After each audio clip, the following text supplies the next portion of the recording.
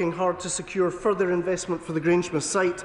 And tomorrow, Minister McNeill will be in Scotland signing a memorandum of understanding for the 4th Green Freeport, unlocking £25 million in capital funding to support economic growth in the region. That, frankly, is the difference having a Labour government with Scots at its heart can make to economies like Falkirk. Chris King. Thank you, Mr Speaker. Does the Secretary of State agree that yesterday's SNP budget, which meters out another round of civic vandalism to local authority budgets, demonstrates a failure to understand that economic growth is built from the ground up and requires well-funded local authorities delivering schools, infrastructure and clean, safe communities? And does he agree that Scotland needs a Labour government at Holyrood with the same ambition for growth being shown by this UK Labour government if it is to unlock its full economic potential? Secretary of State. Speaker, I sense that my honourable friend has forgotten more about local government financing than John Swinney will ever know. The reality is he's been writing budgets for 19 years in the Scottish Government, and at the same time Scottish local government has been pushed to the brink of failure. But look at the independent analysis from the IFS.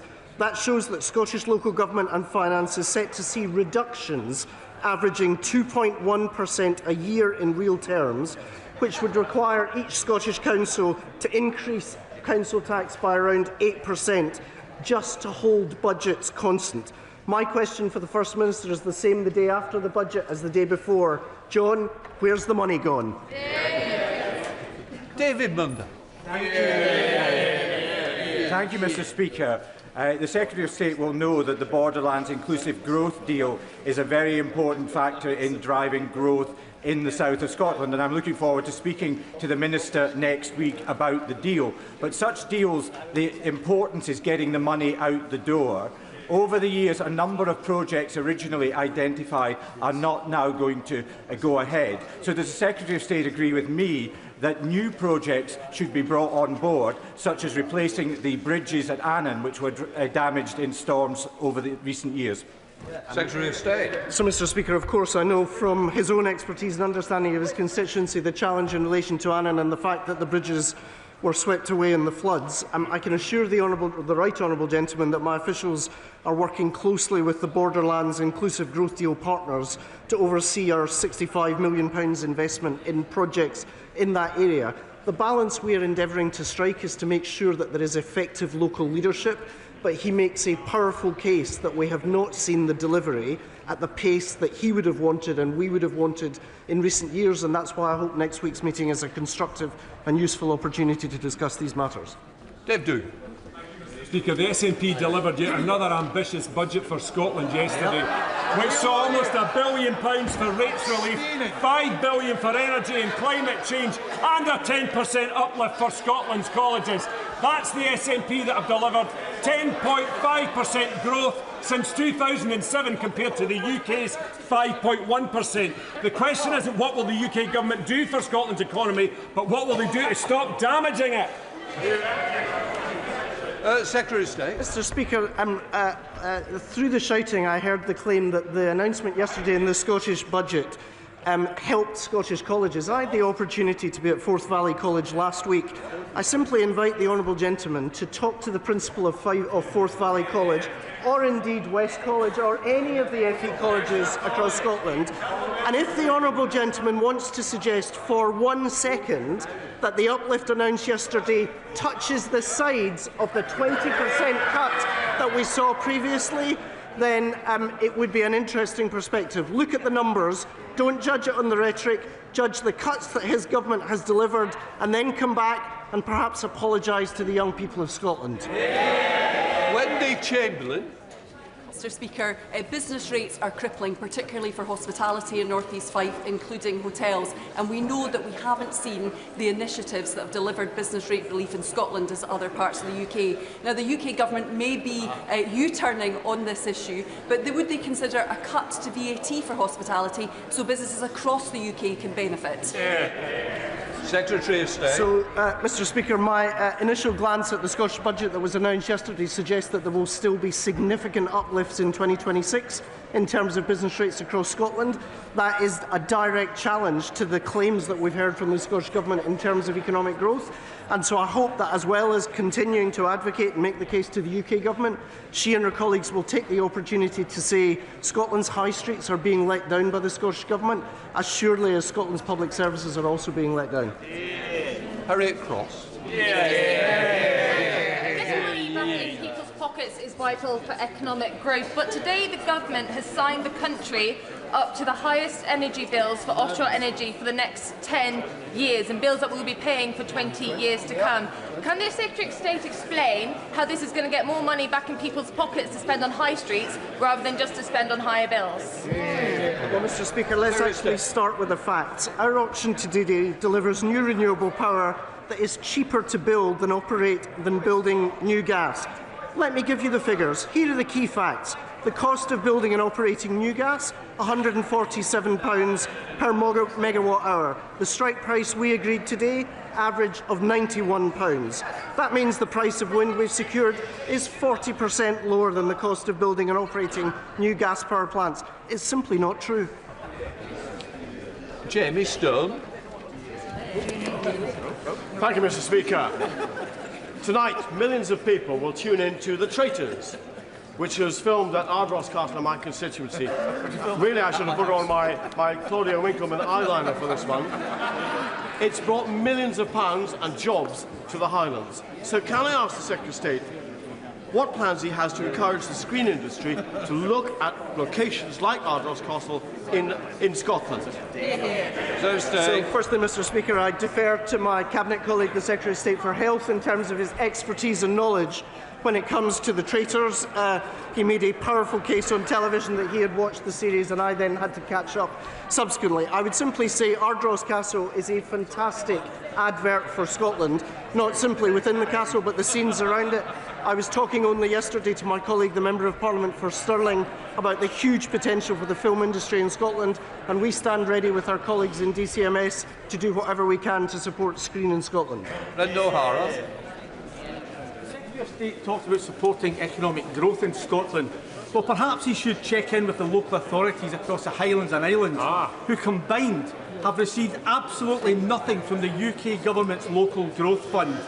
Life is tough enough for our rural communities, so this decision to exclude them from the Local Growth Fund will only make things more difficult. So will he listen to the advice of the leader of Argyll Butte Council, Councillor Jim Lynch, who desperately seeks that he rethink this allocation? Secretary of State. Mr. Speaker, I understand that the SNP's grievance machine doesn't run on facts, but let me introduce a few facts into the conversation. The Highlands and Islands are benefiting from more than £300 million in investments, including £80 million to support neighbourhoods through Pride and Place, and of course the £25 million for the Inverness and Cromarty Green Freeport. I can attest to that because I visited Inverness and announced it. Secretary of State, Mr. Speaker. Mr. Speaker, the Labour Government are doing absolutely nothing to grow the Scottish economy, from the national insurance increase, the family farm tax, the unemployment rights bill, to gutting the oil and gas industry. Growth halved, unemployment up, inflation up.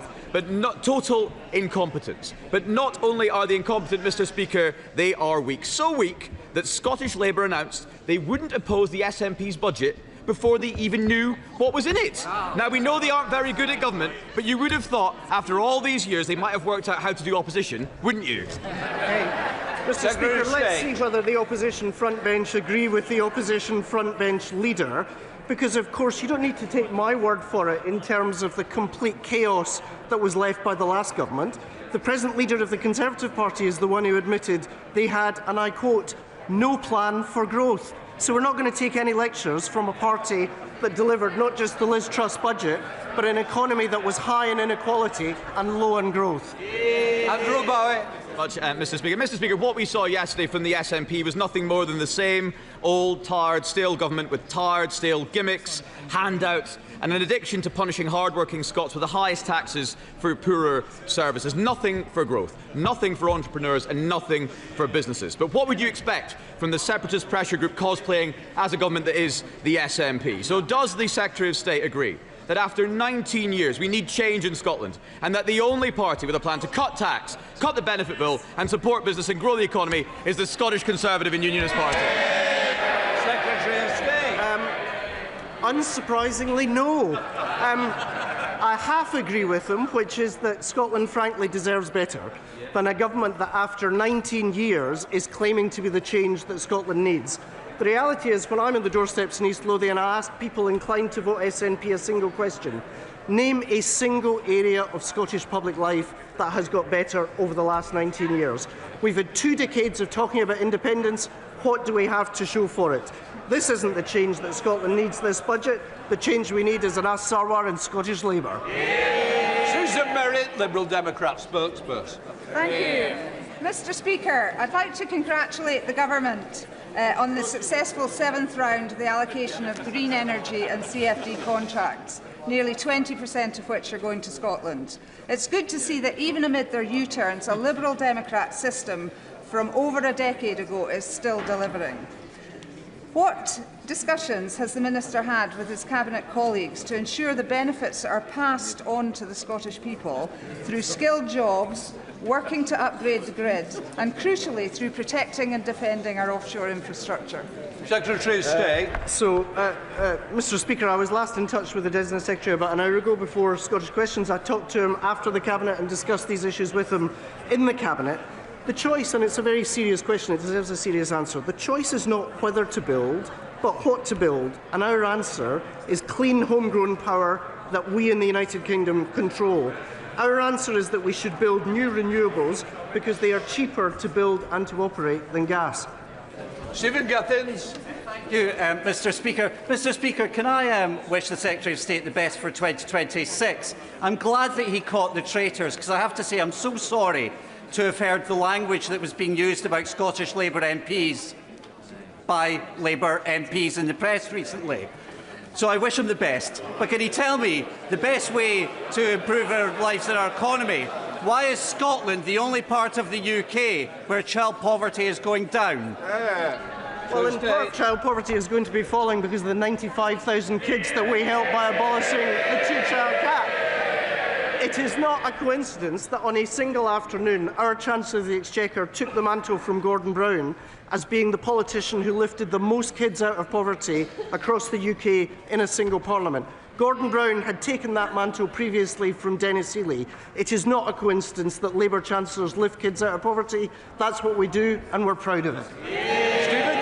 Take the Secretary of State a little bit more seriously if so many Labour MPs hadn't lost the whip for backing our vote on tackling the 2-child cap. Now, the Scottish child payment has been described as game-changing. That's been extended to babies to get additional funding, meaning that those from deprived communities in Scotland get the best start in life anywhere in the UK in Scotland. So why on earth are the Labour Party abstaining on the budget? And just as the Prime Minister turns up, maybe the Labour Party can explain why they abstain and why they don't stand for anything. Because, Mr Speaker, we're not spending our time indulging in the games of the opposition. We're getting on with the serious job of government. Whether that is delivering a record package of employment rights to help raise pay, because the critical point that he failed to mention was 3/4 of the kids in poverty in our country today are in working households. That's why the Employment Rights Bill matters. That's why 220,000 people being lifted out of poverty as a consequence of increases in the minimum wage matter. We have a comprehensive approach, which is why we've got a comprehensive strategy. On Scott Harper. Question number 4, Mr Speaker. Minister. Mr Speaker, can I firstly pay tribute to my honourable friend's very passionate advocacy for higher education in Scotland. He'll be well aware that the Scottish Government have received an additional £11 billion since the general election, money that could have been spent on Scotland's world-class universities and colleges. But as a recent Audit Scotland report shows, these institutions have been put under immense stress, with Scottish colleges suffering a 20% cut in real terms funding since 2021. It's utterly shameful. Scott Harper. Mr Speaker, Scotland's universities have been facing a funding crisis which has been many years in the making. Funding for students in Scottish universities is currently over £2,000 less than it is in England. Universities Scotland yesterday, in response to the SNP budget, made it clear that it will have little impact on this problem, as it does not adequately address the situation. No government in Europe, Mr Speaker, cares less about the education of its young people. Will the Secretary of State or the Minister make time to visit Heriot-Watt University in Edinburgh South West, to meet with the Vice-Chancellor, Richard Williams, the staff and the students to hear about the impact of this situation? Mr Speaker, I agree with my honourable friend that Scotland's young people have been appallingly let down, which is why it's time for a new direction. I would, of course, be delighted to meet with him and Heriot-Watt representatives to discuss Scotland's desperate need for a new direction. Right, we now come to Prime Minister's questions. Lincoln Job. Question number 1, Mr Speaker. Very well done.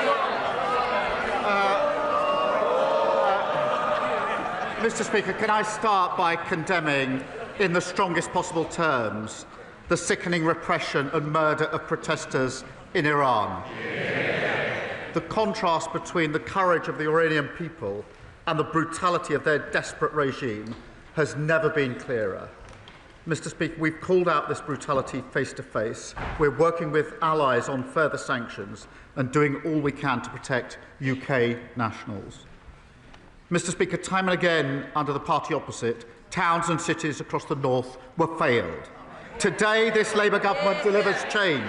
A major new rail network across the north and a new northern growth strategy. That is the renewal that this country voted for. This morning I had meetings with ministerial colleagues and others. In addition to my duties in this House, I shall have further such meetings later today. Thank you, Mr Speaker, and can I associate myself with the Prime Minister's remarks, particularly about Iran. Visiting schools in my Spelthorne constituency is one of the great joys of this job, so I was frankly appalled to hear that the Labour Member of Parliament for Bristol North East was prevented from visiting a school in his constituency because he is Jewish. This is anti-Semitism and it is happening in plain sight. With all due respect to the Prime Minister, I don't want to know how he feels about this. I want to know what he's going to do about it. Prime Minister. Can I start by thanking him for raising this case, because it is very serious, very concerning.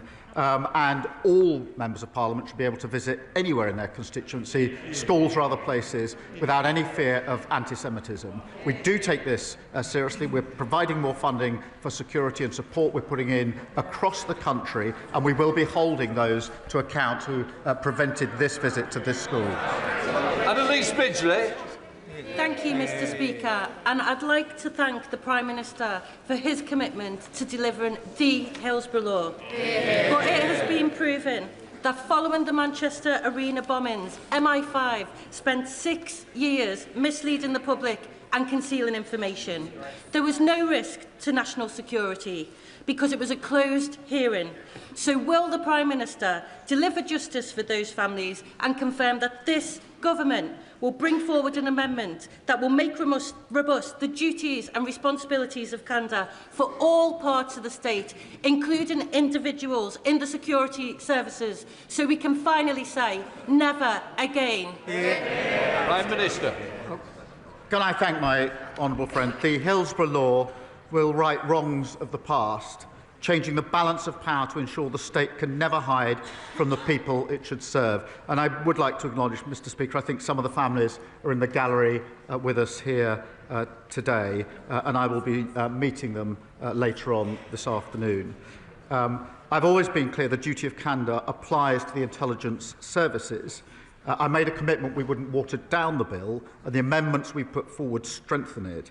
It is right that there are essential safeguards in place to protect national security, and we've got that balance right. I will meet the families and will outline the next steps on Monday in relation to that crucial balance. We come to the Leader of the Opposition, Kemi Bednall.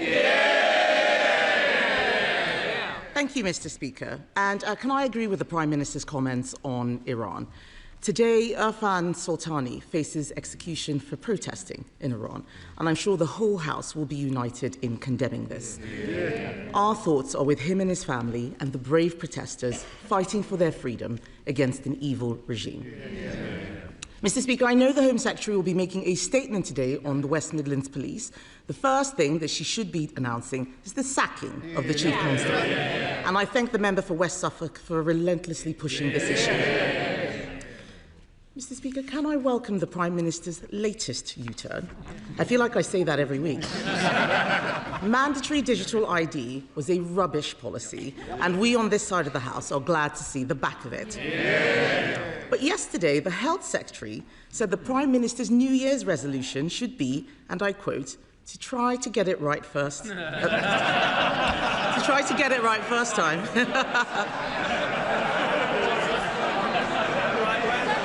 Try to get it right first time. Yes, you did say that. You did say that. My question is, does he agree?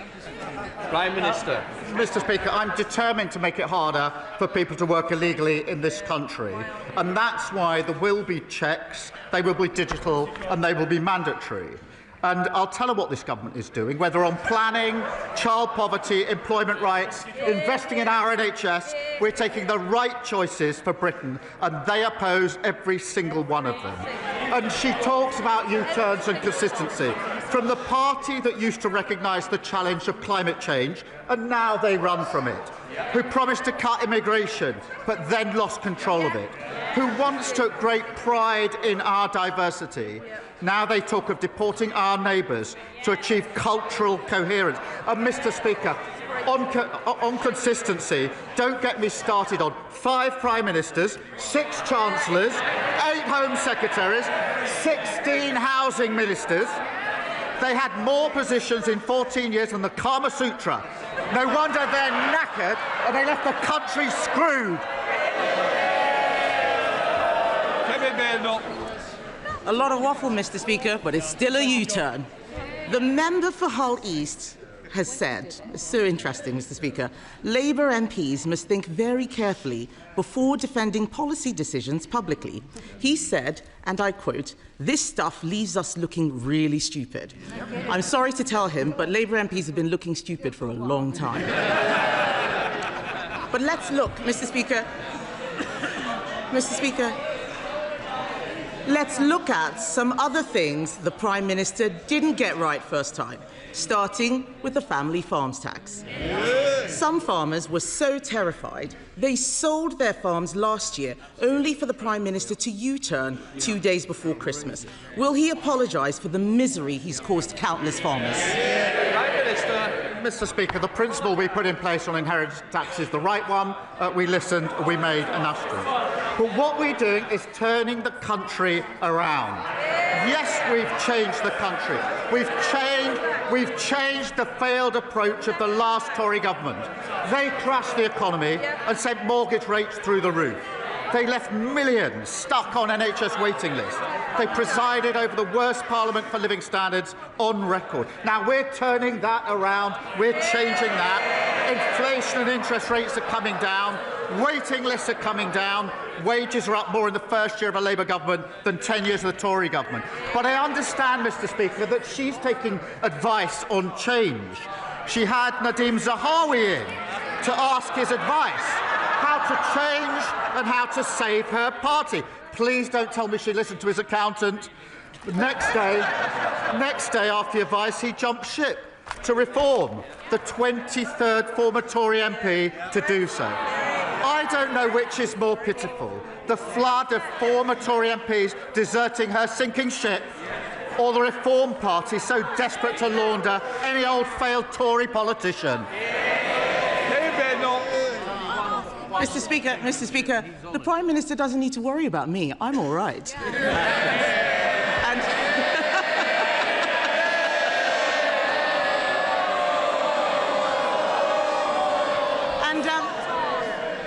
And I didn't hear an apology. I didn't hear an apology to the farmers. Has he even apologised to the member for Penrith, who stood up for farmers only to have the whip removed? This Prime Minister treats his MPs so badly, they follow his lead, and he hangs them out to dry every time. Let's turn to another area the Prime Minister has got wrong. His budget doubled business rates for thousands of pubs. So can the Prime Minister tell us, is there going to be any change to his business rates policy? Prime Minister.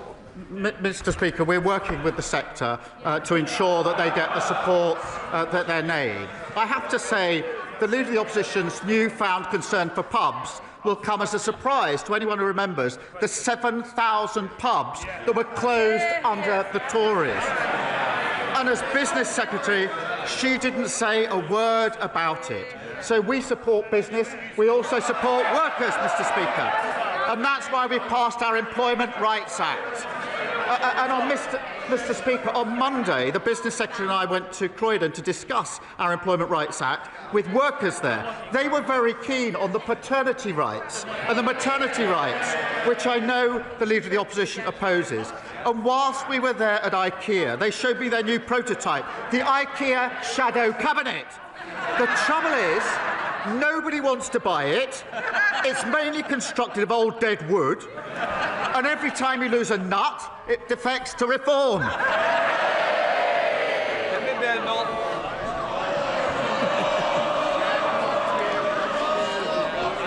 Mr. Speaker, he didn't answer the question about business rates. It sounds like he doesn't know what his policy is. And this has been a farce from start to finish. On Monday, the Business Secretary said the Chancellor did not even realise the impact of her business rates policy. No surprise there.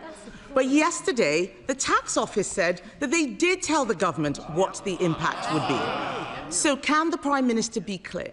Did he understand the impact of his own policy on pubs?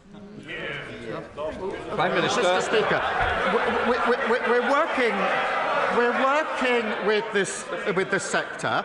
She hasn't explained why she said nothing about the 7,000 pubs that closed on her watch. We're doing other things on the cost of living to help people, to make sure they can get out, to spend money in pubs and hospitality, boosting the minimum wage. What did they do? They opposed it. Freezing rail fares and prescription charges. What did they do? They opposed it. £150 off energy bills. What did they do? They opposed it. She said nothing when pubs were closing, and she opposes every measure now. And she said a moment ago, I'm all right. She clearly didn't listen to the advice of Nadeem Zahawi, because what he told her, he's now made fun of it. He told her that they failed on mass migration, they failed on our armed forces, and he told her that she's leading, his words, a defunct brand the nation can no longer trust. No wonder he's joined the Tory migration to reform. Mr. Speaker, it's the second Boris wave. Mr. Speaker, I asked him if he understood the impact of his own policy. He didn't say yes. The reason he U-turns all the time is because he is clueless. He is blowing around like a plastic bag in the wind, no sense of direction whatsoever. And let's be clear, Mr. Speaker, this mess goes beyond pubs. The whole of the hospitality industry, cafes, hotels, restaurants, they're all being clobbered by Labour's tax hikes. There is an answer to this. Conservatives would abolish business rates for small businesses on the high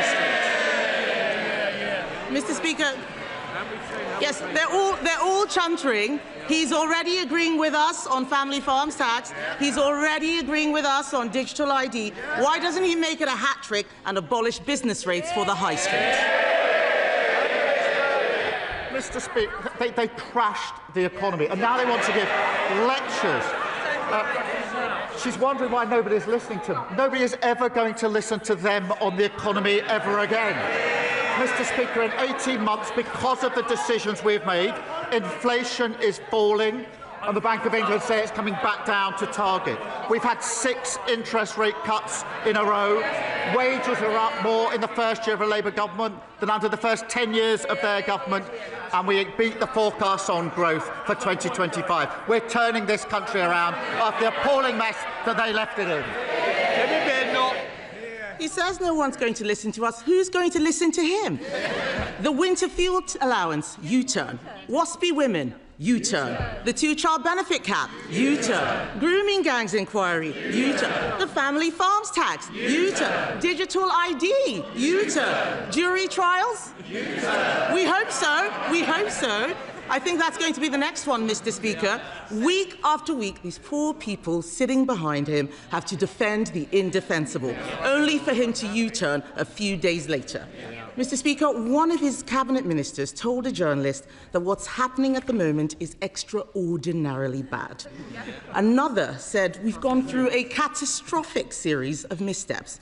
Yet another minister said, we are so unpopular at the moment, I've come to the conclusion it's worth rolling the dice on a new leader. They're right, aren't they? Mr. Speaker, here's the difference. I changed my party, and that's why we stand here with a majority Labour government. She sits there with her party that lost 2/3 of their MPs at the last election, and she's losing more every week. They're queuing up to join the member of Clacton's laundry service for disgraced Tory politicians. Meanwhile, inflation is down, wages are up, and waiting lists are down. Labour's turning the corner and changing this country for the better. Thank you, Mr. Speaker. Mr. Speaker, I'm sure you will agree, and I hope others across the chamber will also, that we need to recognise and to celebrate achievements. And I say this because across the country, knife crime offences is going down. And of course, more needs to be done and more should be done. But this week's figures have shown that London has had its safest year ever under the London Mayor Sadiq Khan. And in fact, homicide rate in London is the lowest ever since records began. Now, Mr. Speaker, Reform and the Conservatives repeatedly talk down our capital city. So will the Prime Minister join me in saying they are wrong, and will he applaud these achievements? Well, she draws attention to the important work of the Mayor of London, and nobody should be talking our country down or talking London down. And she's right to say that since we came into office, the number of knife crime offences is down. But, Mr. Speaker, there is more to do. We're introducing new powers to seize knives and increasing the penalty for selling knives to under 18s. And the party opposite, what did they do? They're chuntering. They voted against those provisions. And what's obvious about London and Reform is they've got a candidate for mayor who doesn't like London, a new ex-Tory recruit who struggled to pay his taxes in this country, and a leader who spends more time in France than in his constituency. Sir Ed David, leader of the Liberal Democrat. Thank you, Mr. Speaker. Can I associate myself and my party with the Prime Minister's comments on Iran? And can I encourage him to go even further on sanctions and also prescribe the IRG? Mr. Speaker, Sandra is 71. She has bladder cancer. Just after Christmas, she went into her local A&E. She had to wait 31 hours to be admitted on a plastic trolley and in a plastic chair. Last year, more than 500,000 people waited for over 12 hours in A&E to be admitted, more than any year in the history of the NHS. Mr. Speaker, this corridor care crisis was created by the Conservatives, but it's got worse under Labour. So will the Prime Minister end this scandal by taking up our plan to end all 12-hour A&E waits this year? Prime Minister. Can I first say through him to Sandra that that's simply not acceptable for her or for anybody else, and I'd appreciate if he passes that on to her directly. We have put record investment into the NHS so we can turn this problem around, and we are turning it around. I would say to him that he puts forward his plans for change, but he never votes for the increase in investment and the measures that are needed to actually put that into practice. You can't change things without investing in them. You can't call for change and vote against a budget that puts a record investment into the NHS. Sir Ed Davey. Mr. Speaker, we saw what happened to the last government when they failed to improve the NHS, and if the Prime Minister is not careful, that will happen to his. Mr. Speaker, last month I asked the Prime Minister to get a grip of South East Water, who'd left thousands of people in Royal Tunbridge Wells without water. Now it's happened again, not only in Tunbridge Wells, but in East Grinstead, Burgess Hill, Haywers Heath, and other parts of Kent and Sussex. Families, pensioners, schools, care homes, businesses without any water since Saturday. And the water company bosses involved now stand accused of misleading Parliament over their failures. Mr. Speaker, South East Water keeps failing its customers over and over again. So will the government immediately strip them of their licence? Prime Minister. Can I thank him for raising this, because the situation is clearly totally unacceptable. He will want to know that ministers have chaired daily emergency meetings to hold the company to account, to deliver on the change that's urgently needed at the moment in all the areas that he mentioned. We've also doubled the compensation rates for individuals and businesses. And we're absolutely clear the company must urgently invest in infrastructure, and we'll publish the Water White Paper in due course. But we are holding those daily meetings to hold this company to account. Dr. Maria Timble. Thank you, Mr. Speaker. I'm delighted by today's Northern Powerhouse Rail announcement. A down payment on the north of England's future.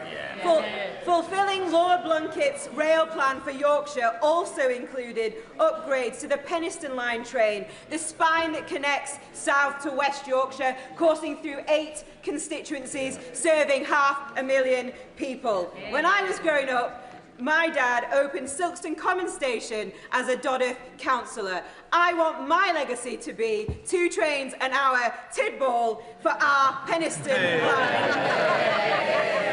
Will the Prime Minister meet with me to discuss how we can secure funding for the second phase of the Penistone Line upgrade scheme to achieve 2 services an hour? Prime Minister. Can I pay tribute to her as a dedicated campaigner on this and so many other issues? And I'm delighted that today we're announcing a transformation in journeys across the north. Of course, it was said and promised many times by the party opposite, but never delivered. We're taking action and delivering. We're working Kirklees Council to prepare the business case for the first phase of upgrading the line, and I know the Transport Secretary would be happy to discuss the details of that with her. Robin Swan. Thank you very much, Mr. Speaker. At question time last week, the Prime Minister seemed to intimate that the Government was bringing forward amendments to the Northern Ireland Troubles Bill. Within hours of him saying that, the Irish Government's Minister for Foreign Affairs said that any significant changes must have the full agreement of both governments. So, Mr. Speaker, can I ask the Prime Minister, is he intending bringing forward amendments to a flawed Troubles Bill, and give a reassurance that the Irish Government does not have a veto over legislation in this House? Prime Minister. Can I thank him for raising this and tell him I spoke to the Taoiseach in December about this, and I know he's committed to delivering on this. The new legacy unit has been established within the Garda, and I'm confident the Irish Government's other commitments will be delivered as set out in the joint framework. For the first time, information held by the Irish authorities is being shared with a reformed Legacy Commission, meaning more families and victims of terrorism getting information about what happened to their loved ones. Glendon. Thank you, Mr. Speaker. I welcome the Prime Minister's leadership and our government's clear commitment to tackling child poverty, recognising that high-quality education is one of the best routes out of poverty. However, young people in one of the most deprived areas of my constituency, attending Churchill Community College, have been taught in temporary accommodation for over 16 months. Can the Prime Minister use his good offices to expedite funding from the Department for Education to support rebuilding this school? Thank you. Prime Minister. Can I say I'm very proud of what we're doing on child poverty, lifting 500,000 children out of poverty. The party opposite says their policy is to plunge them straight back into poverty, and they should be ashamed of that.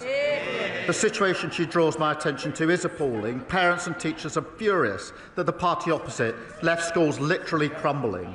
We invested, Mr. Speaker, £20 billion to rebuild around 800 schools, and our aim is all schools and colleges in England that aren't being fully or substantially rebuilt to be rack-free by the end of the Parliament, and I'll make sure a Minister meets with her to discuss this. Morrison. Thank you, Mr. Speaker. I visited Stepping Hill Hospital in my constituency, where I met the incredible team there, but they are working in some of the worst conditions.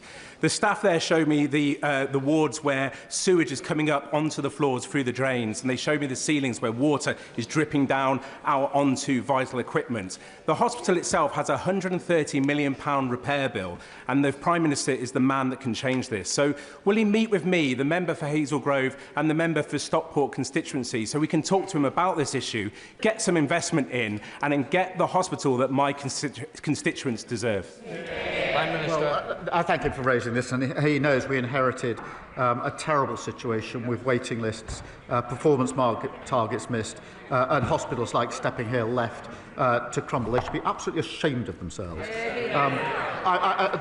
I'm pleased the new outpatients building is open, and because of our decisions, the local trust will receive £75 million in capital funding. Progress is being made. His local trust has seen waiting lists fall by almost 3,000. The number of waits over a year is down by 67%. I will make sure he gets the meeting that he wants to discuss the details further. Emily Darlington. Thank you, Mr. Speaker. If reports are correct, Elon Musk has climbed down today under pressure from this government. And let's be clear, stripping women naked without consent in real life or online is abuse. But we don't know whether to trust what X is saying today, and this isn't just happening on X. So will the Prime Minister join me and men and women across this House and our nation to say to any app and to any AI company that we will not tolerate and we will enforce any abuse of men, women or children in this country? Can I thank you for raising this? The actions of Grok and X are disgusting and they're shameful. And frankly, the decision to then turn this into a premium service is horrific. And we're absolutely determined to take action here. We've made it clear that X has to act, and if not, Ofcom has our full backing and will introduce and are introducing legislation. Mr. Speaker, to update the House, I have been informed this morning that X is acting to ensure full compliance with UK law. If so, that is welcome, but we're not going to back down. They must act. We will take the necessary measures, we will strengthen existing laws and prepare for legislation if it needs to go further, and Ofcom will continue its independent investigation. As someone with a personal experience of AI-generated images, the recent AI images shared on X, particularly those of children, sickens me. Yet, the leader of Reform continues to defend Elon Musk. Anyone who defends platforms linked to sexual exploitation of children forfeits any right to give lectures about protecting women and girls. What will the Prime Minister do to stop any political party from putting tech billionaires ahead of protecting our children? Can I thank her for raising this? And it's astonishing that Reform defend Musk on this issue. It is complete. I said the images are disgusting. Their position is disgusting on this. This is weaponising images of women and children that should never be made. And that's why we're acting. Reform refused to do anything about it. But more than that, the point she raises, they would scrap the Online Safety Act that stops children accessing content like pornography, suicide, self-harm and eating disorders. They're an absolute disgrace and know nothing about protecting children. Can I just say, we're only on question 18. If we don't want to get MPs in, please, you're going to have to work with me. Kevin Bonnerby. Many of my constituents and Stephens were appalled to hear Reform MPs oppose the principle of deploying British troops to maintain a peace in Ukraine. Our brilliant armed forces have defended democracy in Europe across a generation, so it is shameful that the leader of Reform opposes that today. That is not leadership, it is surrender. Does the Prime Minister agree that Labour governments always have and always will defend British interests, not those of Russian dictators or oligarchs? Mr. Speaker, this is a question of values and freedom, I'm proud of the British workers in his constituency, in fact, supporting our Ukrainian allies. Ukrainian soldiers are defending European values on the front line every day. And, Mr. Speaker, in the event of a ceasefire, multinational force will carry out defence and deterrence operations and conduct training, planning, recovery and regeneration of Ukrainian forces. But this week, the leader of Reform said Russia had a casus belli. That means a justification for war in invading Ukraine. A Putin apologist using Russia's talking points. Lewis Cocking. Thank you, Mr. Speaker. The world is becoming more dangerous every single day, and the Ministry of Defence has said it needs an extra £28 billion to keep us safe. Well, I know where the Prime Minister can find it. Stop this nonsense Chagos Island surrender policy and spend that money on protecting the United Kingdom. Will the Prime Minister commit to that, or will he continue to put the interests of foreign governments and countries above our own? Diego Garcia is a vital military base with important capabilities of our own. It's integral to our security. Our decision was welcomed by our allies, the Five Eyes, India and the United States. It was opposed by our enemies, including Russia. Now we can add the Tories to that list and Reform to that list. The Tories following Reform, Reform following Putin. Jasmine Qureshi. Thank you, Mr. Speaker. Mr. Speaker, I would like to offer my condolences to the families of the 4 people who died in the road traffic accident which occurred over the weekend in my constituency. Mr. Speaker, families in Bolton South and Walkden are already benefiting from this Labour government's action on free school meals, free breakfast clubs, 30 hours funded childcare, scrapping of the 2-child limit, taking nearly 500,000 children out of poverty. But in Bolton South and Walkden and across the country, there is a chronic shortage of social housing and genuine affordable homes. Will the Prime Minister now show the same ambition on housing and commit to a major expansion of social housing? Prime Minister. Can I just say that my thoughts, and I think the thoughts of the whole House, will be with all those affected by the terrible road traffic accident in her constituency over the weekend, and our thoughts with all of those so awfully impacted. On her question, we are determined to restore the dream of home ownership. That's why there's been £39 billion of investment to deliver the biggest boost in social and affordable housing in a generation. Through planning reforms, the New Homes Accelerator and New Towns, we're determined to deliver the homes that people need. Dr. Luke Evans.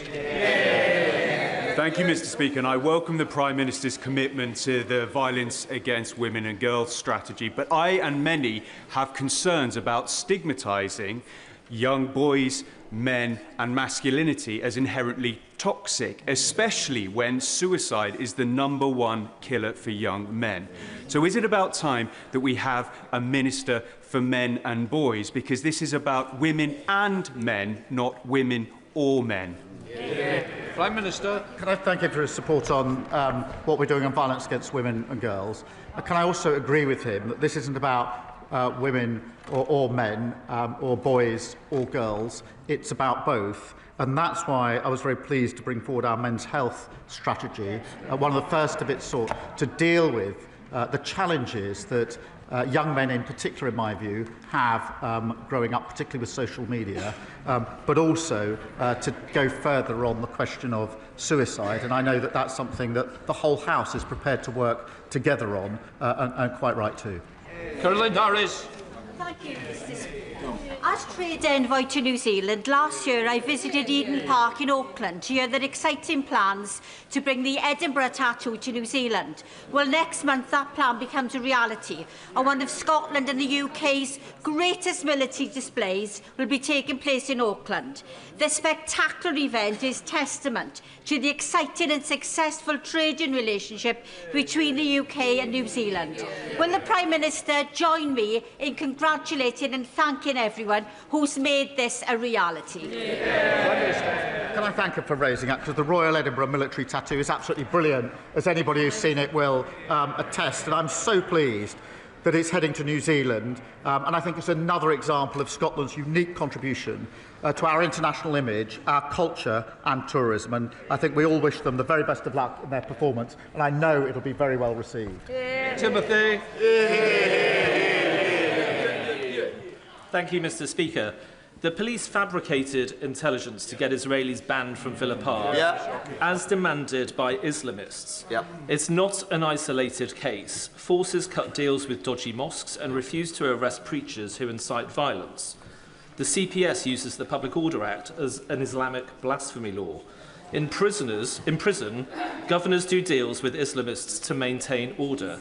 And we all know about the rape gangs. So will the Prime Minister launch a review of the corruption of our criminal justice system by Islamists and the politics of communalism? Prime Minister. Well, I disagreed, as he knows, with the decision of the West Midlands Police, and the Home Secretary will be making a statement in relation to it today. Mr. Speaker, the Home Secretary used to have power to remove Chief Constables. That power was stripped by the 2011 Police Reform Act. The honourable member knows who was making decisions in the Home Office at the time. It was him, working for Theresa May, that stripped that power away.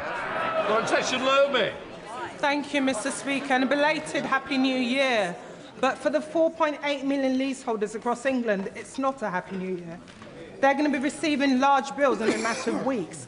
They've been waiting patiently for us as a new government, a government that said we were going to deliver that change to bring forward the legislation on leasehold and commonhold.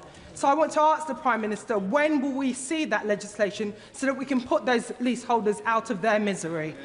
Well, can I thank her for raising this really important issue, and we are bringing forward proposals very shortly now.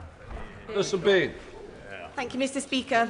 35,000 children, including my constituent Clover, live with uncontrolled, life-threatening epilepsy.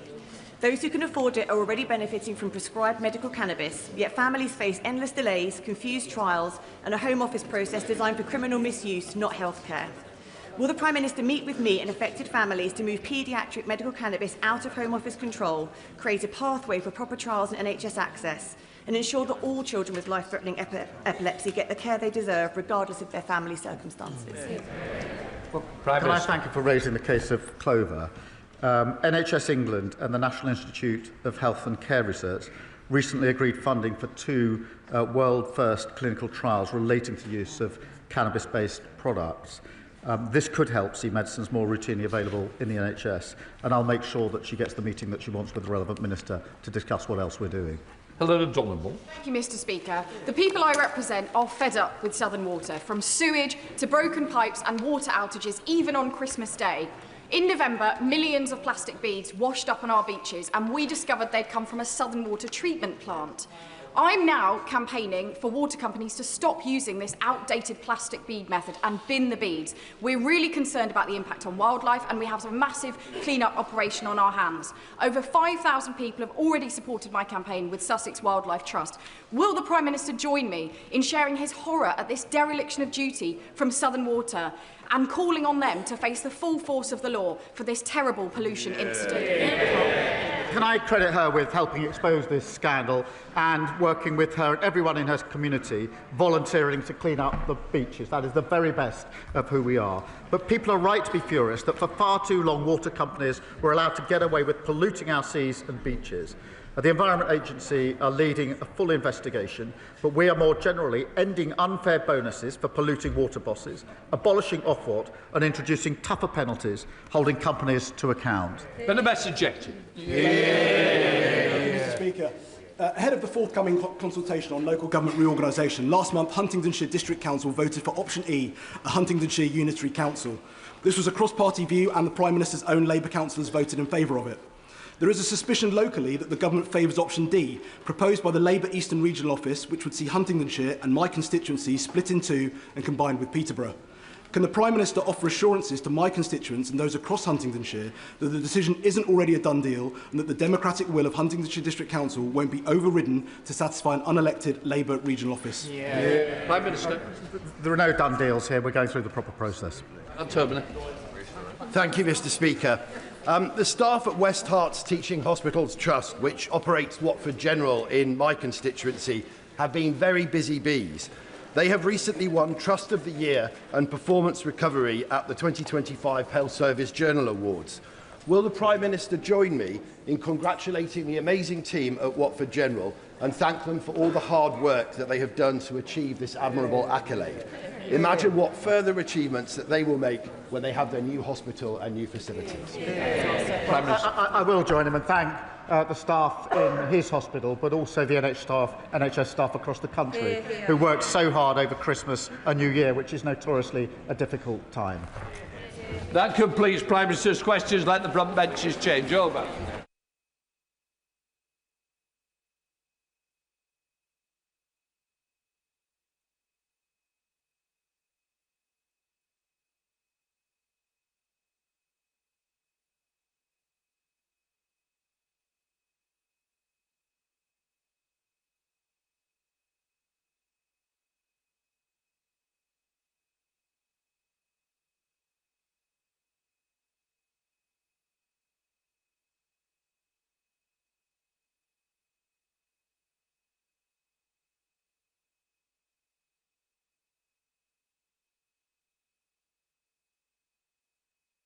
We now come to the first statement. I call the Secretary of State for Transport. Mr. Speaker, I'd like to make a statement on the government's plans for Northern Powerhouse Rail. I realise I'm not the first minister ever to talk about transforming infrastructure in the north of England. I get why people there are sick to the back teeth of Westminster politicians promising the earth and delivering absolutely nothing. Parties, whether the Tories or Reform, who lack ambition and are either incapable or unwilling of doing the hard yards of delivery. This ends today, Mr. Speaker. It's been over a decade since the then Conservative Chancellor pledged a transport system fit for a northern powerhouse. And what came of it? HS2 to Manchester and Leeds, both promised, both axed. Rail services that have let down commuters, and a railway still reliant on diesel trains and two-track Victorian infrastructure. Levelling up, the integrated rail plan, Network North, just empty slogans and even emptier pockets to pay for them. Mr. Speaker, this gulf between rhetoric and reality has consequences. An unbalanced economy doesn't just affect growth. It strikes at the heart of the fairer country we want to be. Political choices over decades now mean a 40-mile commute into Manchester is a world away from a similar journey into London. Take Liverpool, which has only 2 fast trains an hour to Manchester, where a direct rail journey to Manchester Airport takes an hour and 25 minutes when it's only 28 miles away. Or take Leeds, still the largest city in Western Europe without mass transit, with only a third of the population able to reach the city centre in 30 minutes. Mr. Speaker, we are finally consigning this sorry political legacy to the bonfire of history. No previous government has acted as swiftly and decisively to back northern leaders. We've made the largest ever investment into local transport. We've given the go-ahead to road and rail projects across the north, and we're allocating billions of pounds in pothole funding to local leaders across this Parliament. And today, Mr. Speaker, we're going further.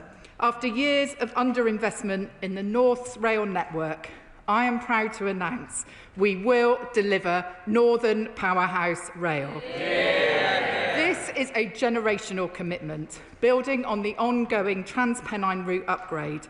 We will invest up to a further £45 billion to create a turn-up-and-go railway along the northern growth corridor of Liverpool, Manchester, Bradford, Leeds, Sheffield, as well as York.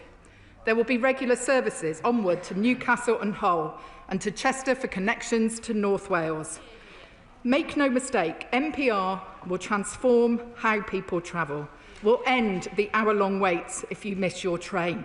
We'll attract more people to a railway that will be faster, more accessible and more frequent than ever before. For Northerners who have long complained about being treated as second-class citizens, my message is simple.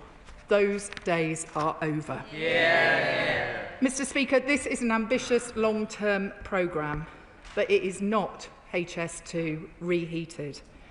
I stood in this House last year and said we'd learnt the lessons of that infrastructure project, and I meant it.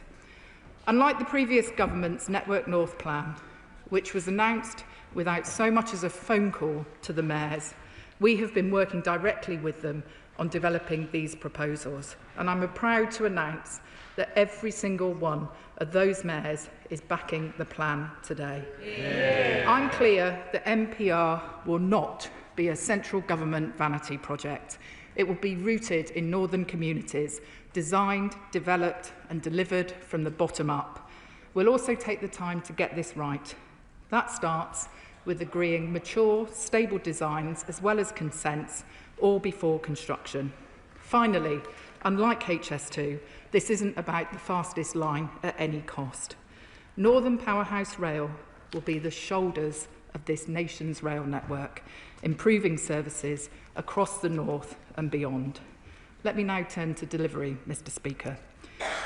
We are making £1.1 billion available to deliver NPR over the next 4 years.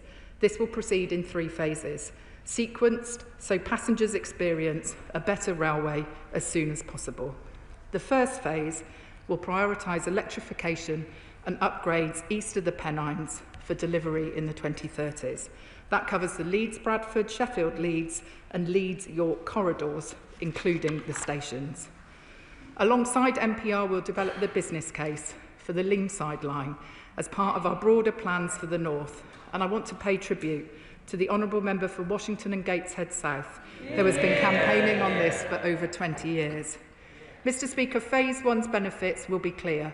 It means pressing forward with plans for a new station in Bradford, with funding secured to take it forward subject to business case. And it means working with local leaders on a redesigned York Station master plan. Mr. Speaker, I'd like to recognise the work carried out by Lord Blunkett in his Yorkshire Plan for Rail. It was his vision, endorsed by the White Rose Mayors, which informed our plans for Phase 1, and I'm proud that Lord Blunkett is backing our plans today. Work also starts now for the second phase, west of the Pennines, with major construction planned for the 2030s. It includes a new route and predominantly new line between Liverpool and Manchester. This will run via new stations, improving access to Manchester Airport from across the North and North Wales and to Warrington Bank Quay, with plans to deliver thousands of new homes. I have today instructed my officials to immediately resume work on the adapted hybrid bill so we can reach planning consent for the parts of the route in Manchester. These plans align with the prospectus of the Liverpool to Manchester Railway Board, and I'd like to thank all of them, including the chair of that board, the former Rail Minister Hugh Merriman, who is also backing our plans today. Mr. Speaker, the third phase, which takes us to the 2040s, will improve connectivity across the Pennines, over and above the Trans-Pennine route upgrade currently underway. And I see Bradford to Manchester, Leeds to Manchester and Sheffield to Manchester as key routes we will upgrade. Mr. Speaker, if we are to secure Britain's long-term growth, we must also recognise future capacity and connectivity is needed along other major routes, such as the West Coast Main Line, and ensure that this is reflected in our decision-making now. I can therefore confirm this government's long-term aim to see a full new north-south line from Birmingham to Manchester. That's one of the reasons why we have chosen the Liverpool to Manchester route as put forward by local mayors, because it's the only route that properly preserves our ability to ultimately build a new line south to address longer-term congestion and crowding challenges on the West Coast Main Line. Again, this won't be a revival of HS2, and no decisions have been taken on the specification or timetable. In the meantime, we'll retain land the government has already purchased between the West Midlands and Crewe. This will be an incremental programme of change, and delivery will be taken forward after MPR has been built. Nevertheless, I believe laying out now our strategy is sensible, responsible and in the long-term interests of the country. Mr Speaker, today we're announcing a second rail revolution in the very region that gave us the first. The North powered Britain's past. It can lead this country's future. This plan is a down payment on the North's potential, part of a broader growth drive to lift the region's productivity, boost living standards and add tens of billions to the UK economy. At the heart of this lies connectivity, because only by strengthening the links between our northern cities, only by bringing the pools of talent there closer together, can the region begin to rival the other major growth corridors in Europe. Mr Speaker, too many northerners still face the choice of either staying at home and putting aspiration on hold or moving away in search of a better future. I say no more unfair choices, no more missed opportunities. Today we start delivering Northern Powerhouse Rail, and I commend this statement to the House. May you, Shadow Minister. Thank you very much, Mr Speaker, and may I thank the Secretary of State for advance sight of her statement. Now, she started her statement by saying that people are sick to the back teeth of Westminster politicians promising the earth and delivering absolutely nothing, and then she did exactly that. Because on this side of the House, we know, Mr Speaker, what the Right Honourable Lady's statement marks today. It's not a strategy for the North. It's not a genuine commitment to a £46 billion project, costed back in 2019 at £46 billion, as the current Prime Minister then promised. Instead, it's a flagrant attempt to silence her party's restless northern mayors, whilst Labour ministers who came to office with no plan to deliver on their promises butcher the budget. Let's get straight to the point here. She can bluster all she likes, but where Northern Powerhouse Rail is concerned, today we have no construction start dates, no completion dates, no published or costed route map, no sequencing, no idea who will pay, nor by how much, and no certainty at all, except it won't be what Labour promised ahead of the election. She says, Mr Speaker, this is a generational commitment. Well, at this rate, it's going to turn out to be a multi-generational commitment. Because if the Prime Minister wanted to deliver what he actually promised in opposition, he knows he'd have another black hole of billions. Such is the uncertainty, the genuine uncertainty caused to the sector by this announcement. What we have, Mr Speaker, is a commitment to fiddling with the paperwork without any secure investment for the actual project. Yet the Right Honourable Lady expects this House to believe that this is some sort of investment in the North. She and her ministers must be delighted that the Mayor of Greater Manchester overplayed his hand at the Labour Party conference last year. So today he feels constrained to profess loyalty to the Prime Minister, perhaps wonderment at his generosity. That's in public. We all know what he's doing in private. Does the Right Honourable Lady take this House and her own backbenchers and the voting public for fools? Whether she does or not, the Prime Minister certainly does. He wrote in the Yorkshire Post with some gall that this amountment, and I quote, is a serious plan backed by billions of pounds of investment, when we know from this statement that it is not. Can the Right Honourable Lady confirm how a £45 billion cap on a scheme that was costed way more expensive than that back in 2019 can possibly deliver projects which are already estimated to be so much more than that value? What guarantees exist that schemes will be completed in full, and when this House will be finally given the detail that it deserves? Because perhaps she ought to remind the Prime Minister what he told the Yorkshire Post back in 2019, promising to deliver Northern Powerhouse in full. Today's announcement offers nothing better than dither, delay, and a further decade away from spades in the ground. How can she and the Prime Minister pretend that this is the delivery of Northern Powerhouse Rail when it is anything but that? By their own admission, no budget has been set out. The cap in funding gives no confidence that funding which will have to be raised from the private sector or through local taxes is in place. So can she tell the House which local taxes will have to rise and by how much to fill the gap created by her own £45 billion cap? I know she, like me, cares deeply about ensuring Parliament is told the whole truth. But perhaps on this occasion it is the Prime Minister himself who should be lauded today when he said, time and again, that the cuts and downgrades this government has foreshadowed today represent nothing more than, and I quote, a betrayal of the North. So I asked the Secretary of State, isn't it the case that this is a strategy from a desperate government to make a cut appear an investment, an attempt to save face with the British public, to spend months and months hiding their mealy-mouthed plans, only to reveal them with bluster and misplaced confidence, is a sad indictment of a sorry government. To come to this House today without dates, budgets and a plan for how to raise shortfalls after the cap is frankly pitiful. To spin this as a plan for the future is a disgrace and one of which she should be ashamed. She cannot escape the facts that her party came to PAM with no plan on how to deliver on their promises, and their complete ineptitude at managing the public finances means they're now having to U-turn even on those promises.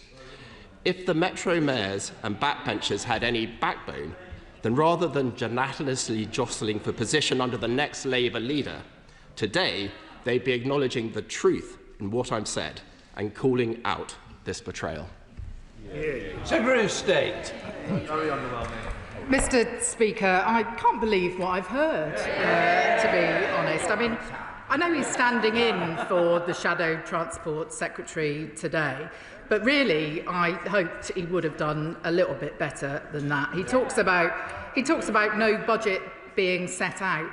We have set out £1.1 billion to be spent over the next 4 years, far more than his government ever spent on Northern Powerhouse Rail in the 14 years they had an opportunity to make improvements to the rail network in the north of England.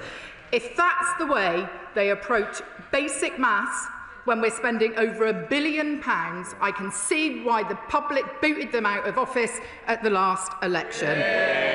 Mr. Speaker, we are working in collaboration with local mayors, and we have agreed with local mayors that where they see opportunity to boost economic growth beyond the core scope of the Northern Powerhouse Rail proposals, we will work with them to agree local contributions so the full benefits of this investment can be realised. Mr. Speaker, more generally though, I think this was a classic case of the honourable gentleman writing the questions without listening to the announcement.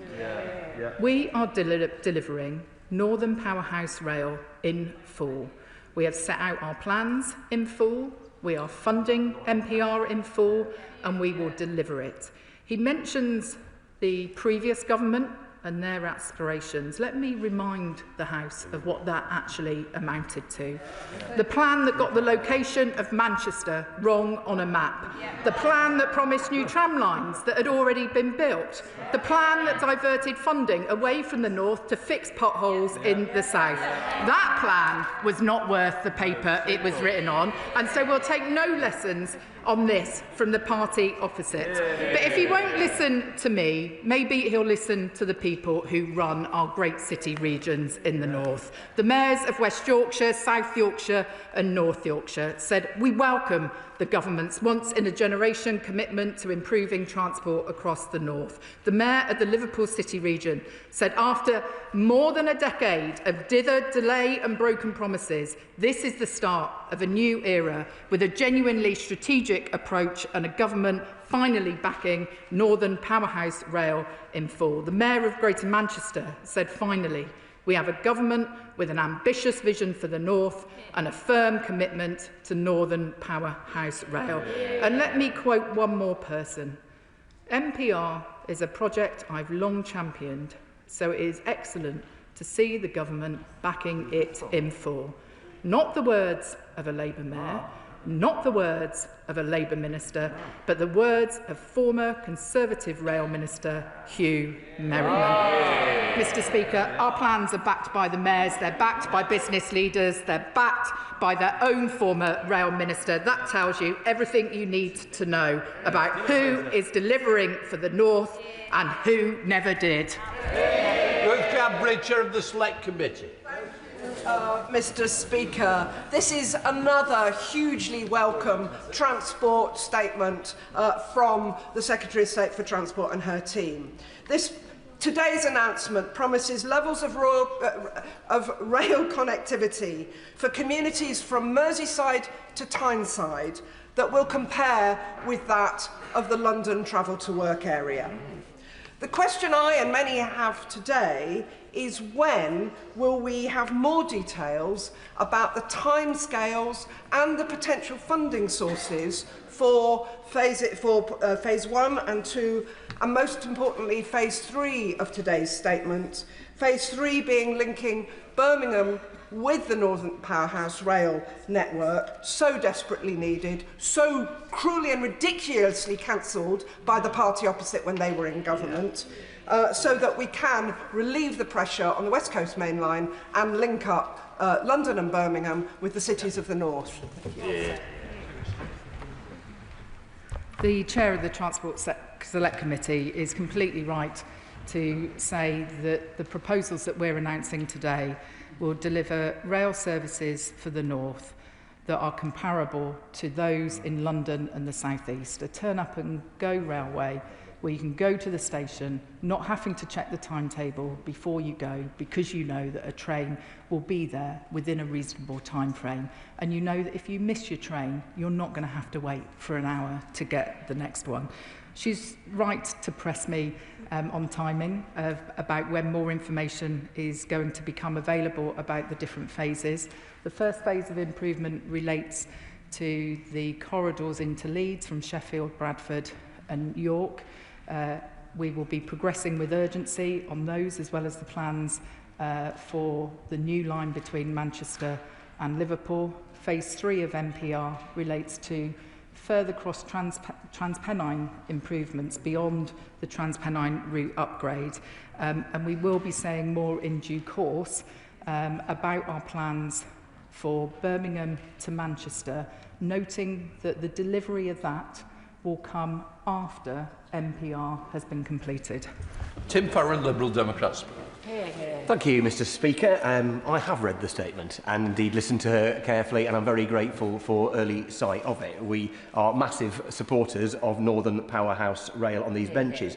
But we actually have, all we have really concrete in this statement, is just over £1 billion, so we can spend the next 4 years planning to maybe come up with another plan. So the failure of the previous Conservative government to deliver infrastructure projects like this and HS2 was utterly depressing and embarrassing, but I hope she will understand the scepticism of many of us in the North, not just on these benches, who fear this government is being worryingly pedestrian too, lacking in the determination to deliver vital projects like these. High-speed rail for the North delivered at snail's pace if we are lucky. So my questions are, would I be right to surmise from her announcement that while we will see upgrades in the 2030s, which is a long time away still, we won't actually see trains running on the new track much before 2045? What confidence can she give us that we won't see even more slippage in that timetable? What guarantees can she give us that we won't now see a repeat of the Conservatives' approach of stop, start, stop, start, stop, start, cancel? And finally, of course, could I remind the Minister that the north of England does not stop at the M62? And while we are proud of our cities of Leeds and Manchester and Liverpool, the biggest visitor destination in the north of England is actually Cumbria. Yet there is not a single mention of either Cumbria or Lancashire in this statement. Nothing on the vital upgrades, needed to the West Coast Main Line north of Warrington, especially in the light of the recent derailment at Shap. And we still continue to wait for the government to invest in the all-important Lakes Line to Windermere, where a simple passing loop at Burneyside would double the line's capacity at a fraction of the cost of Northern Powerhouse Rail, directly connecting Manchester Airport to the heart of the English Lake District. Might the Minister agree to meet with me to discuss these vital projects to help prove this government's concern for the North includes the actual North?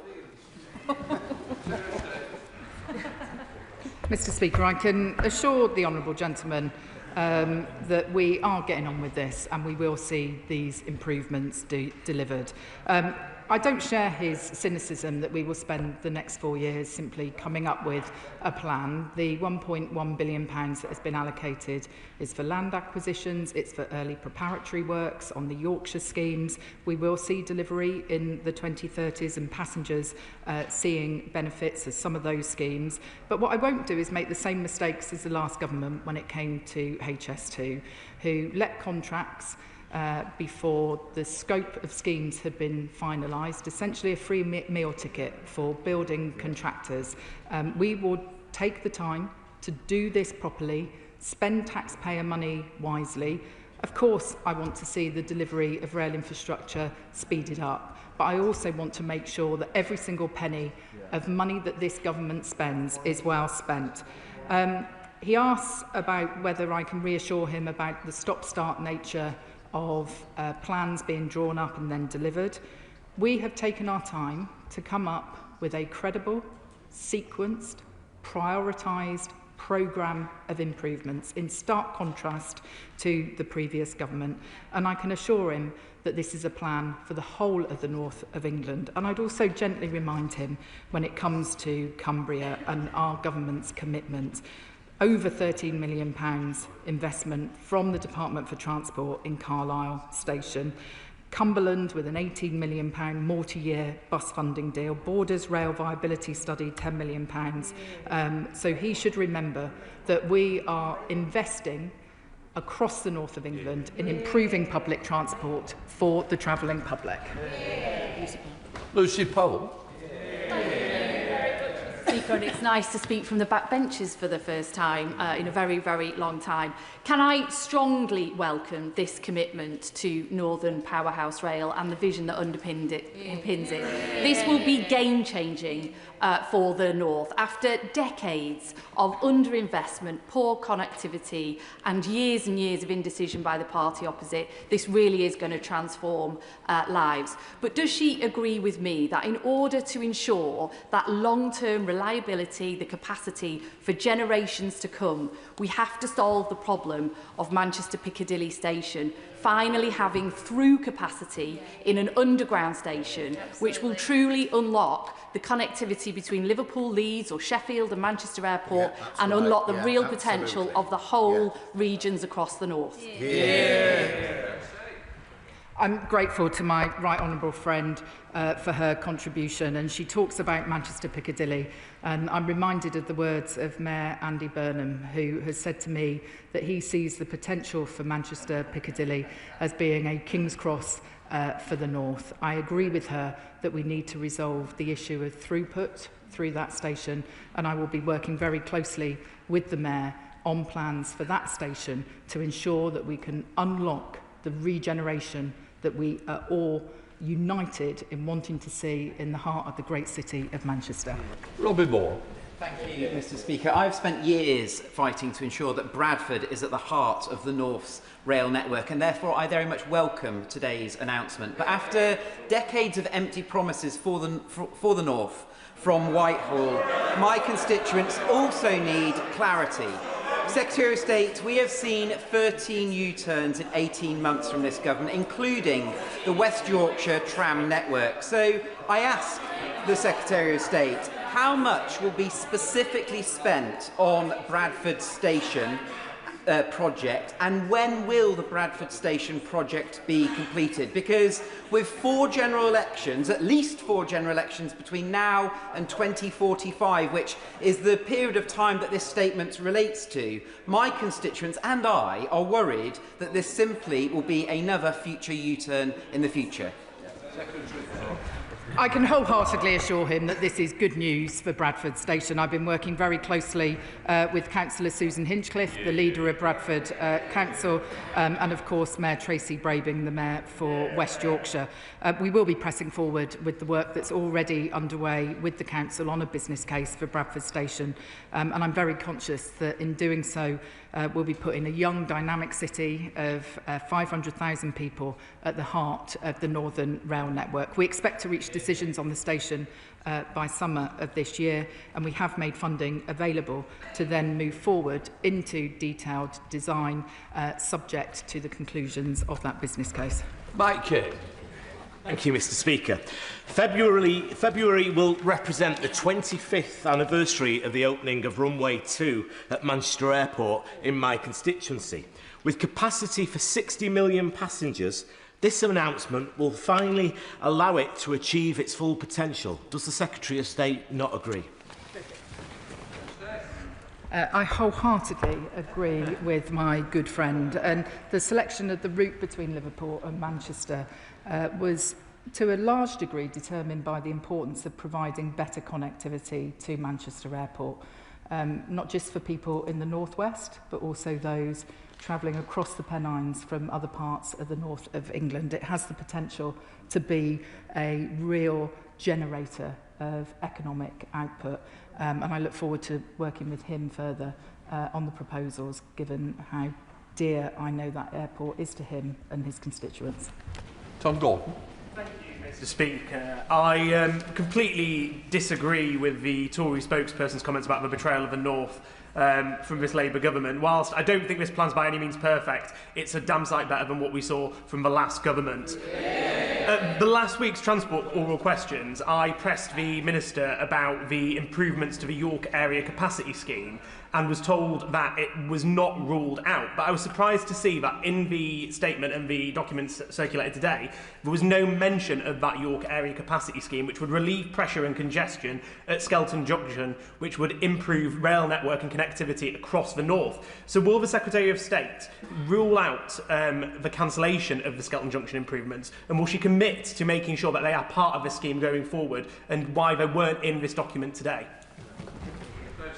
Can I say to the honourable gentleman that in the announcement today, we are ruling things in. We are not excluding things from funding through other funding sources. We will be setting out in the normal way future rail network enhancement programme funding, for example, and so I'm happy to continue the conversation with him about what further benefits we can bring to the York area.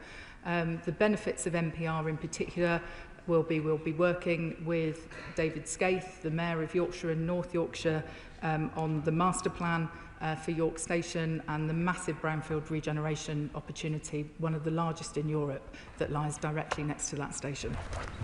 I want to help everybody. Those who have actually got involvement in this are the ones I really do want to get in.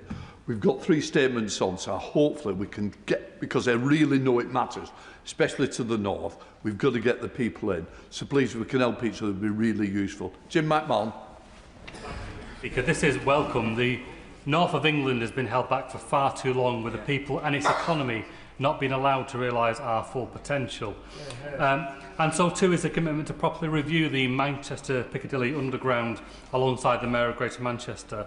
Without this, it leaves one route in and one route out, with trains forced to turn back onto the network, slower, second rate, and it's not something the North can support. But can I ask for more details? Firstly, on the funding of the Manchester Airport local contribution, to ensure that it's both fair and at a level that can be fairly raised locally. And secondly, on the timing of the Birmingham to Manchester line, can we have a clearer idea of timescales from the dispatch box? I can assure my honourable friend that we will be having detailed conversations with local partners, including Manchester Airport, and we will ensure that any contribution is fair and locally agreed. It is important that organisations that will benefit directly from the improvement of rail links make a contribution, and I look forward to those discussions happening in the coming months and years. He asked about timing for the Manchester to Birmingham element of the route. I have been clear that the priority for investment are the 3 stages of the Northern Powerhouse Rail scheme, and so the improvements to Birmingham to Manchester would come after these schemes have completed construction, so into the 2040s. Martin Vickers. Thank you, Mr Speaker.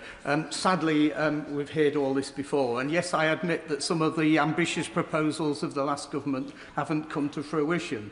But the Labour government are now...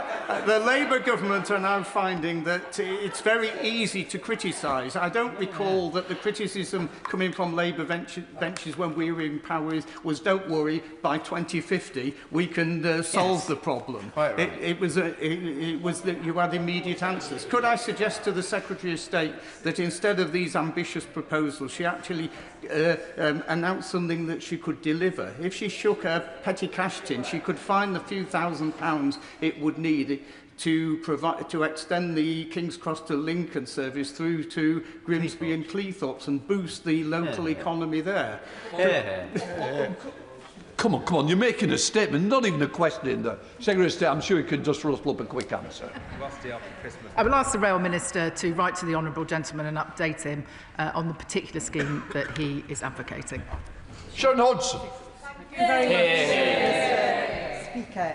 Can I welcome this fantastic announcement today, particularly regarding the Leasehold line, which runs from Keelow and Gateshead through my constituency in Washington and onto Ferry Hill in County Durham, as well as being the line that will finally bring the Metro to Washington, which I have campaigned on since I first stood to be an MP back in 2005. This investment will be transformative for my constituents and the whole North East. And so although we are still a little way off spades in the ground, does the Minister agree with me that this truly is the difference that a Labour government, together with Kim McGuinness, our Labour North East Mayor, makes? Can I just pay tribute once again to the long campaigning that my honourable friend has done for the Leasehold line. I recall her excitement when we announced the extension of the Tyne-and-Wear Metro to Washington as part of the spending review, and I look forward to working with her further on the work we will be doing to look at the business case for the reopening of the Leasehold line that I know closed many decades ago. Lisa. Thank you very much, Mr Speaker. Safe, reliable and affordable railways are vital for economic growth in communities like mine, and so I welcome the Secretary of State's statement today, because we haven't seen that investment in our northern communities for too long. For too long, our infrastructure has been neglected, and as a result, our northern communities haven't been able to fulfil their potential. I want to build on what some Greater Manchester colleagues have been asking about Manchester Piccadilly and some of the enabling work around Ardwick and around Ashbury's that would unlock improving services to communities like mine, so on the Rose Hill line, or maybe even tram train to Marple. How can the Secretary of State ensure that communities like mine can feed in, so we make this project reach its full potential, so it gets a 10 out of 10 rather than a mediocre meh? One of the reasons we've taken our time to make sure that we're working with the local mayors is so that we can properly ensure that the improvements to intercity connections that will be delivered through MPR can be integrated with local improvements as well. Mayors in the north of England have had a multi-billion-pound funding settlement through Transport for City Regions, and really to unlock the regeneration potential in many of the towns and cities that we know have untapped potential, we need to make sure we get that integration right. Imran Hussain. Mr Speaker, and I strongly welcome this statement, which recognises that Bradford, one of the largest and youngest cities, cannot be left behind any longer. I, along with my colleagues, the Honourable Member for Bradford South, Madam Deputy Speaker, and the leader of Bradford Council, have long campaigned for a new station and better connectivity for over a decade. But what we cannot have, Mr. Speaker, is Bradford to wait another 2 decades. So can the Secretary of State confirm that the new station and the connectivity will be part of phase 1 of this programme? I know he has championed the station in Bradford enormously over recent years, and I can assure him that we will press forward with the work already underway with the Council on a business case for the station, and as I said, to reach decisions by the summer of this year. And we have made funding available to then move forward into detailed design pending those decisions. Sarah Poacher. Thank you, Mr. Speaker. As a North West MP, I of course welcome all efforts to improve connectivity across the north for my constituents of Runcorn and Helsby, but the devil is always in the detail. And I've looked at the Liverpool to Manchester proposals, and they're actually 20 minutes slower than what currently exists now. And also the Secretary of State talks about improving accessibility to Manchester Airport, but this link actually stops a mile outside of the airport, and you have to get a bus into the airport, so it actually doesn't even go to the airport. Would the Secretary of State assure the House that she will review the points that I've just made? Thank you. I'm interested to hear the Honourable Lady's contribution, Madam Deputy Speaker.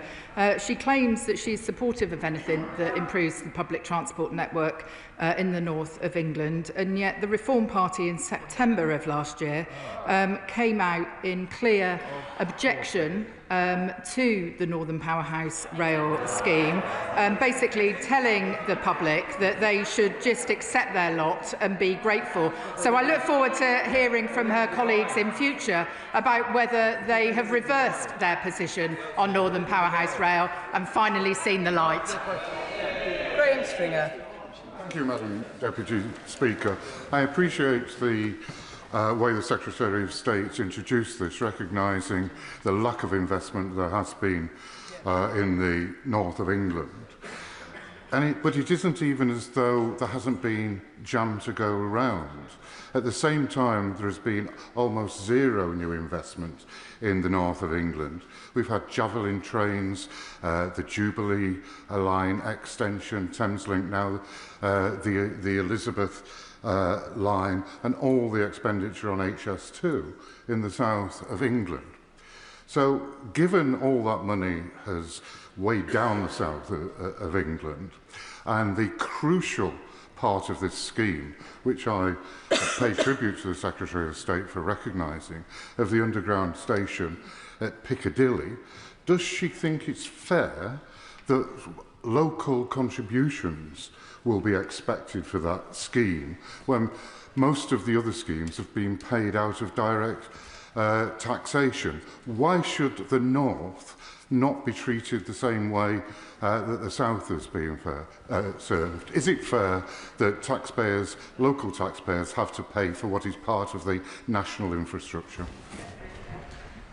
I do agree with the Honourable Gentleman that the public in the north of England have had to put up with a second-rate transport system for far too long. We're determined to right that historic wrong, invest in the necessary upgrades and get spades in the ground. I would observe that when it came to the delivery of the Elizabeth line and Crossrail, there was a local contribution through a business rates retention scheme.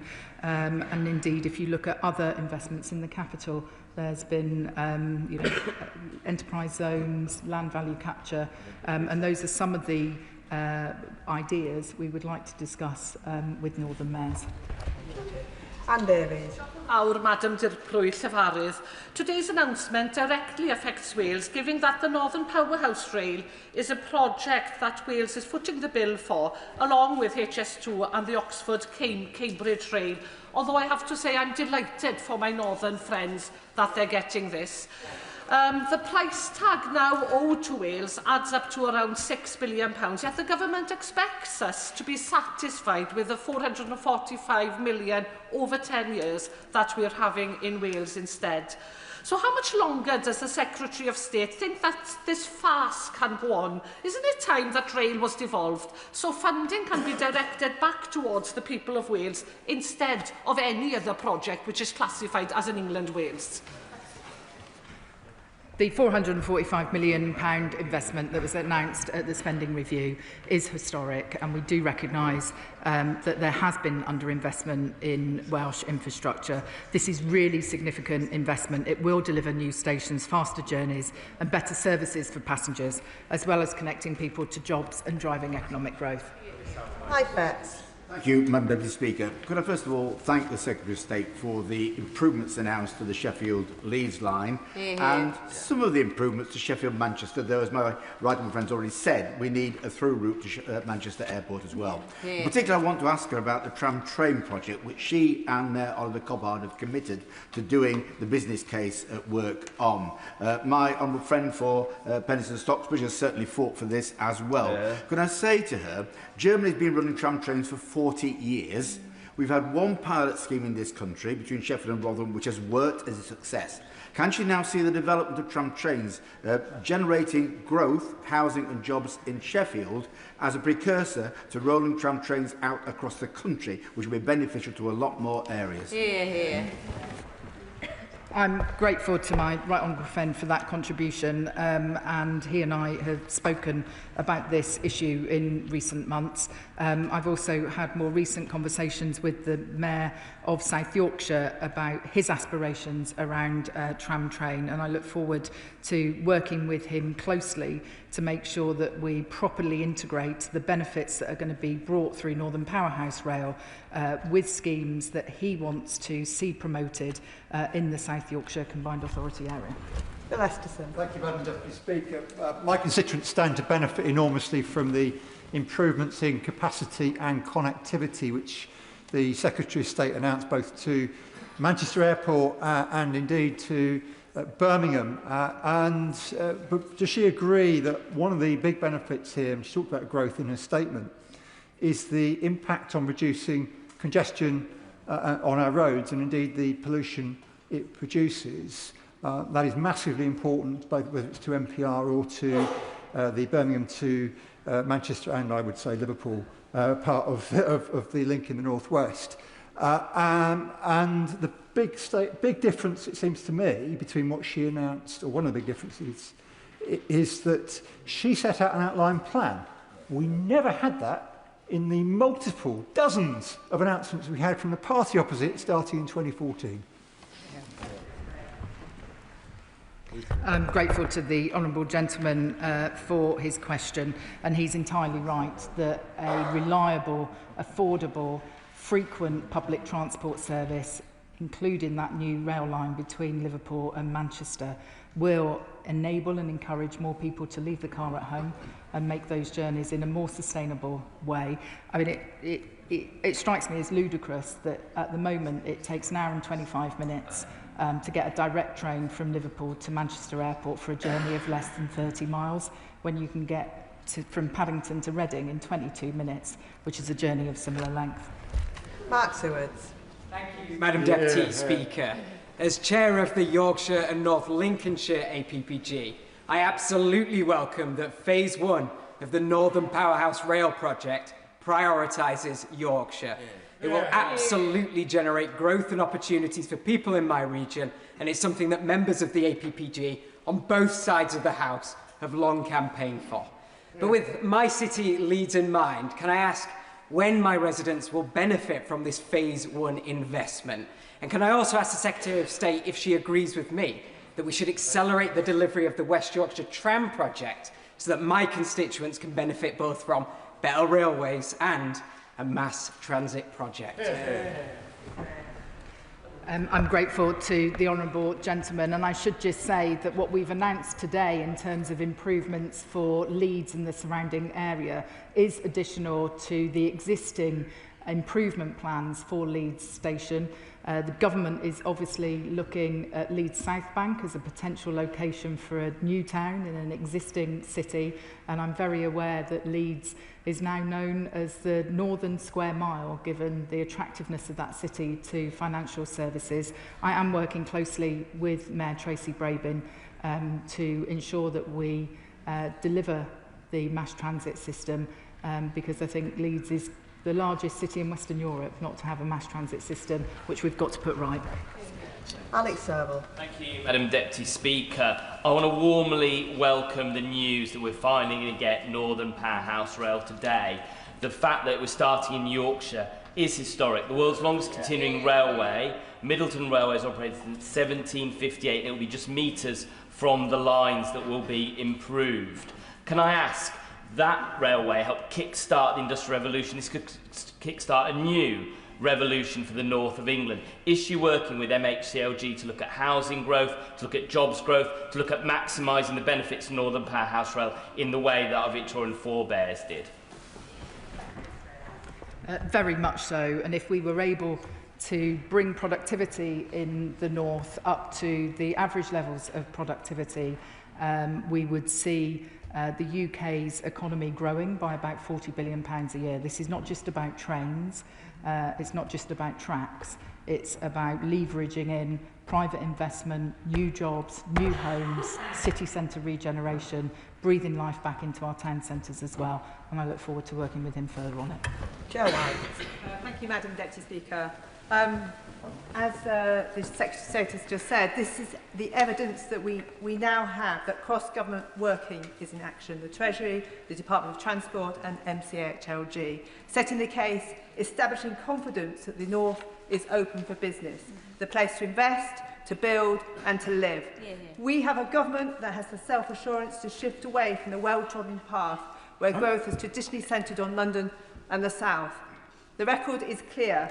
The Tories underinvested in the North time and time again, and Reform have already opposed everything that Northern Powerhouse Rail stands for. Their betrayal of the North must never be forgotten.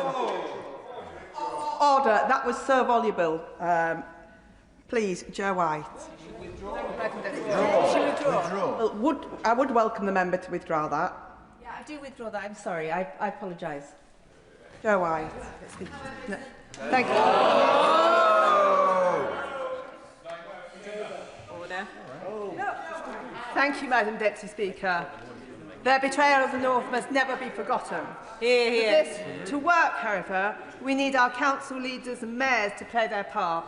For constituencies like Bassetlaw, Bolsover, North East Derbyshire and Chesterfield, our East Midlands Mayor must be part of the dialogue and the investment strategy for transport planning and connectivity. We all want to open our doors to businesses on the back of this, and will the Secretary of State ensure that our East Midlands Mayor, Claire Ward, has a place around the table? I work closely with Claire Ward and have enormous respect for the work that she's doing in the East Midlands. I recognise the point too that she was making about the position of the Reform Party on investment in rail in the north of England.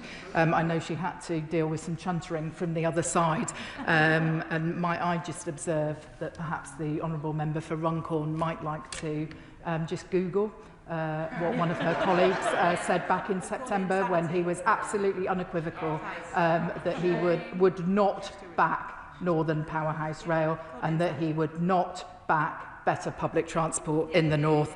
This Labour government has exactly the opposite ambition.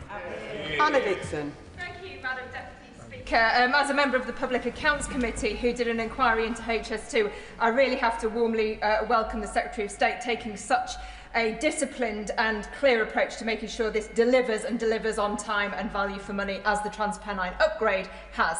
But as a Bradford MP, I would like, with others I'm sure, Madam Deputy Speaker, to join in thanking the Secretary of State for backing Northern Powerhouse Rail, but particularly for backing Bradford.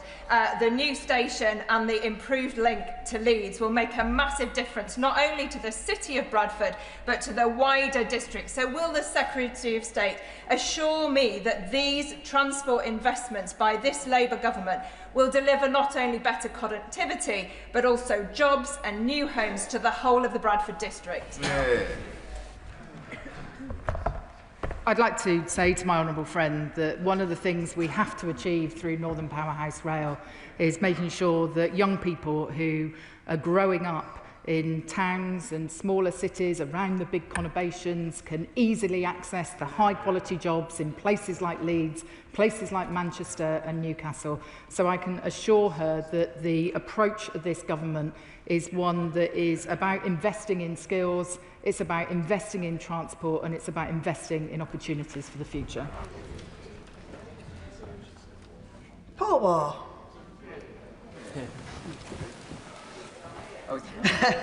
Lawrence Turner. Thanks very much, Madam Deputy Speaker.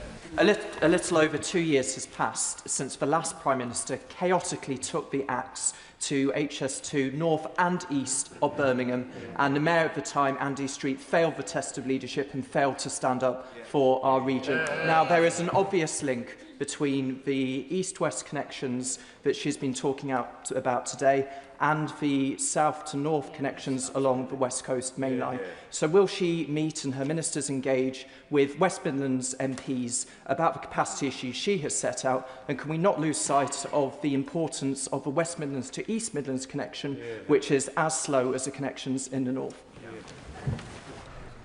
I'd be very happy to meet with him and colleagues to discuss this matter further.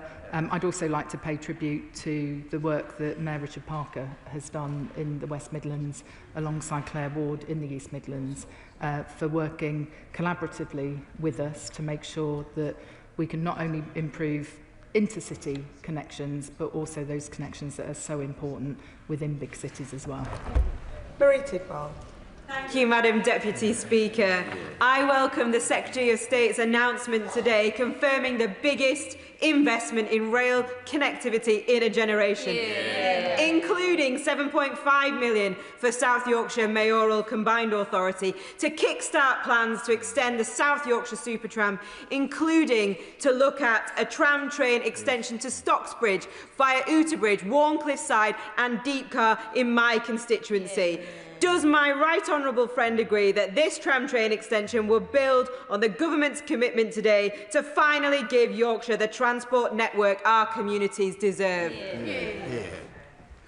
We are committed to giving everyone in Yorkshire the transport networks they deserve. As I said in response to my honourable friend, the member for Sheffield, we do want to work with Mayor Oliver Coppard to explore the potential of tram train further. I know she has been a fearsome advocate as well for the Penistone line in her constituency, and there's further engagement going on with Kirklees Council on that issue as well. Abdissam Mohammed. Thank you, Madam Deputy Speaker. I also, like my Sheffield colleagues, strongly welcome the government commitment to upgrading our Sheffield station and putting faster and more frequent trains in place to Leeds and Manchester. It will increase our city centre regeneration and will be of strong benefit to our universities and students who commute into the city. Will the Minister meet with me and other South Yorkshire MPs to discuss timescales and ensure that our infrastructure and plans match the economic ambitions for growth and regeneration in Sheffield? I will certainly ask the Rail Minister to meet with her and colleagues, and I do think that 2 fast services an hour between the key cities of Leeds and Sheffield is simply not good enough. We're committed to improving those services and to providing the capacity that's required at Sheffield Station. I look forward to discussing it further. Nav Mishra. Deputy Speaker, this announcement is excellent news for northern towns and cities. Manchester Airport is a large employer in my constituency, and sadly since COVID we lost the direct connectivity from Stockport Station into Manchester Airport. So I think it's important to restore timetables to some of the timetables to pre-COVID time. Can I also encourage the Secretary of State to look at the Access for All scheme, which unfortunately is far too slow and far too many train stations do not have disabled access, and we need to, in order to make rail better for everyone, we need to make it friendly for people with mobility issues. Thank you, Madam Deputy Speaker. I do agree with my honourable friend about the importance of accessibility at rail stations, and I note the case that he makes about Manchester Airport. I would also point out that in addition to the new line between Liverpool and Manchester that we've announced today going via the airport, there is over £100 million of funding going into Manchester Airport Station at the moment to lengthen the platform so we can have longer trains and more frequent services calling there. That's investment that's happening now. Before I call the next speaker, can I just ask that people keep the questions very short, because otherwise we will not be able to get everybody in. So please help each other out. Conor Naismith. Thank you, Madam Deputy Speaker. And can I begin by expressing sincere and enthusiastic thanks to the Secretary of State for the announcements today. I have been campaigning, and some would say badgering, ministers in my entire time in this place to address capacity challenges on the West Coast Main Line arising from the steaming pile of mess left to this government on HS2. So I welcome today's announcement that the government does intend to build a new rail line between Birmingham and Manchester. But following 14 years of mismanagement of projects like this, how can the Secretary of State assure me and my constituents that these projects will actually be delivered, and how will they be insulated against backwards, anti-growth, populist forces who we know would reverse these plans in a heartbeat? Well said. We're going to give confidence to the public that when it comes to rail infrastructure, we're spending taxpayers' money wisely. We will learn the mistakes of HS2 and make sure that we do the work properly to start off with, so we're not wasting taxpayers' money in the way that the previous government did with their oversight of HS2. Luke Charters. Thank you, Madam Deputy Speaker. By my reckoning, York is the biggest winner of this new rail revolution. The new Haxby-York North Station, the York Station Master Plan upgrade, the TPRU route upgrade, and also the fantastic NPR new connections. Which of these does my right honourable friend delivers the most for my constituents?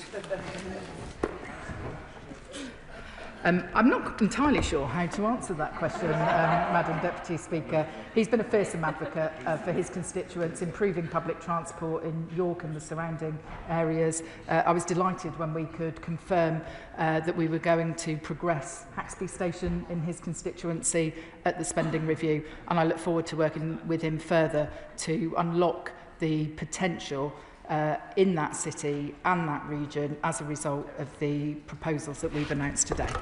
Elsie Blundell. Madam Deputy Speaker, I welcome the announcement made today, which will unleash the potential of our northern regions and open the door to opportunities that have historically been denied to my constituents and so many across the north. Would my right honourable friend agree with me that it is the bold and ambitious schemes like Northern Powerhouse Rail that will silence the north's detractors, not that many are in their places today, from the Tories who left our rail network in the north of England on the brink of collapse to Reform who do nothing but talk down the promise of our proud and pioneering region? I couldn't have put it better myself, Madam Deputy Speaker, and I think she is right that the public want us to be ambitious for the North and to make sure that the benefits of economic growth are spread fairly across the country, and that's precisely what our announcements today with Northern Powerhouse Rail will do. Dave Robertson. Speaker, for 17 long years, constituents across Lichfield, Burntwood and Villages have had to deal with the complete failure of HS2 Limited, while ministers were asleep at the wheel, and the chaotic Conservative cancellation of that scheme did nothing to alleviate those problems and instead replaced it with uncertainty on uncertainty on uncertainty.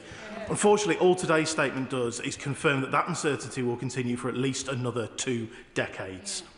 So can the Secretary of State confirm for me that HS2 Limited, who are so hated by my constituents, will have absolutely no part in any rail infrastructure project north of Handsacre, that she will urgently ensure that me and other Staffordshire MPs have an opportunity to meet the Rail Minister, and that we can commit to the redesign for the Birmingham or the Handsacre to Manchester leg of HS2 to be completed quickly with a view to releasing as much safeguarded land as possible, as quickly as possible, so that constituents across my constituency, Staffordshire and further north, do not have to continue to deal with the problems that they've faced for so long.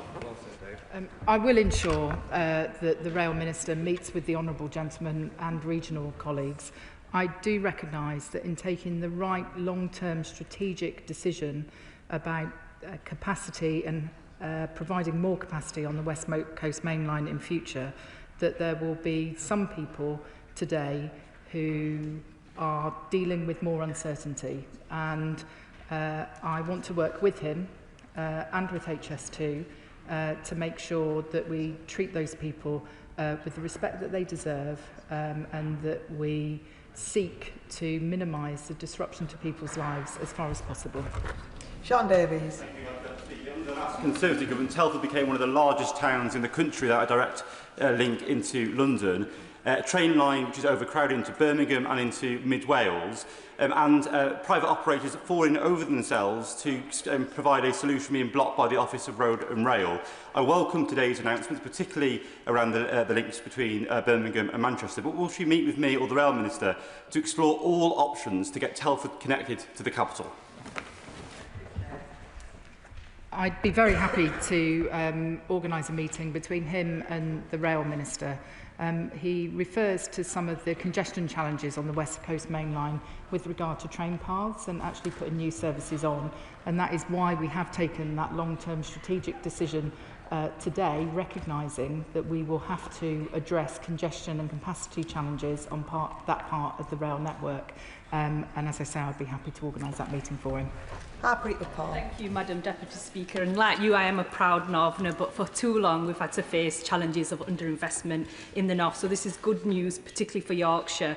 The plans for Northern Powerhouse Rail, alongside the upgrades to the Trans-Pennine route, which is on time and on budget, will be a game changer for our communities and economy. So can the Secretary of State state how this will particularly support regeneration and communities in northern towns like Huddersfield, and how MPR will build on and connect to the Trans-Pennine route upgrade? Phase 3 of the plans that we have announced today will deliver improvements above and beyond the work that is happening at the moment with the Trans-Pennine route upgrade.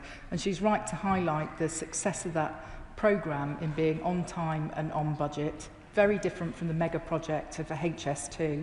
And I'm very keen that we emulate the successes of the Trans-Pennine route upgrade through Northern Powerhouse Rail. Of course, it provides great opportunities as well to the thousands of people who are currently employed on the Trans-Pennine route upgrade, who can go on and get jobs working on the Northern Powerhouse Rail programme in future. Jill Derman. Thank you, Madam Deputy Speaker. This is brilliant news today, not just for the north of England, but for North Wales too. With investment already in place for the North Wales Main Line, this will give us better connectivity for tourism and for employment and leisure to our great northern cities and beyond. So does the Secretary of State agree with me that we must continue to work together cross-border to give my constituents in Clwyd North the seamless transport system they deserve? I do agree with my honourable friend, and I have a very close working relationship with Ken Skates, the Welsh Cabinet Member for Transport. He and I working on how best to prioritise that record £445 million that the government committed at the spending review to improve Welsh rail infrastructure. And I'm always happy to talk to her about her ideas about what more we could do to improve the experience of the travelling public in Wales. Josh Fenton-Glynn. Thank you, Madam Deputy Speaker. As a Yorkshire MP, I couldn't be more proud that it's a Labour government who are delivering this change. Yeah. Can I urge the Secretary of State to look again at the Calder Valley line, which needs electrification, perhaps as part of phase 3 of this process, something which was promised by the party opposite in 2015 but then dropped after the election. So could we please look at that again? I'm grateful to the honourable gentleman for raising the Calder Valley line and the importance of further electrification of the network. If I may, and in the interest of time, I will ask the Rail Minister to write to him with further information on that, but I appreciate that it will be important for his constituents. Sarah Russell. Deputy Speaker. Northern Powerhouse Rail will be great for economic growth across the north, and that will very much benefit my constituency. My constituency is geographically located in such a way that it should be great to travel to London, to Liverpool and to Manchester. Sadly, at the moment, it is usually terrible for travelling to any of them. Will the Minister please meet with me and talk to me about both accessibility at Sandbach Station, but also the quality and regularity of services across all of those areas, and how we can make Northern Powerhouse Rail deliver for Cheshire? I'm grateful to my honourable friend for that contribution and appreciate how important it is to improve the quality of rail services to all the destinations that she mentioned. And some of the benefits of the plans that we're proposing today is that in parts of Yorkshire, for example, I appreciate that's a different part of the country, that you could see enhanced services to London. I'd be happy to have a meeting with regional colleagues to discuss the specific issues that she has raised. Leahingham. Deputy Speaker.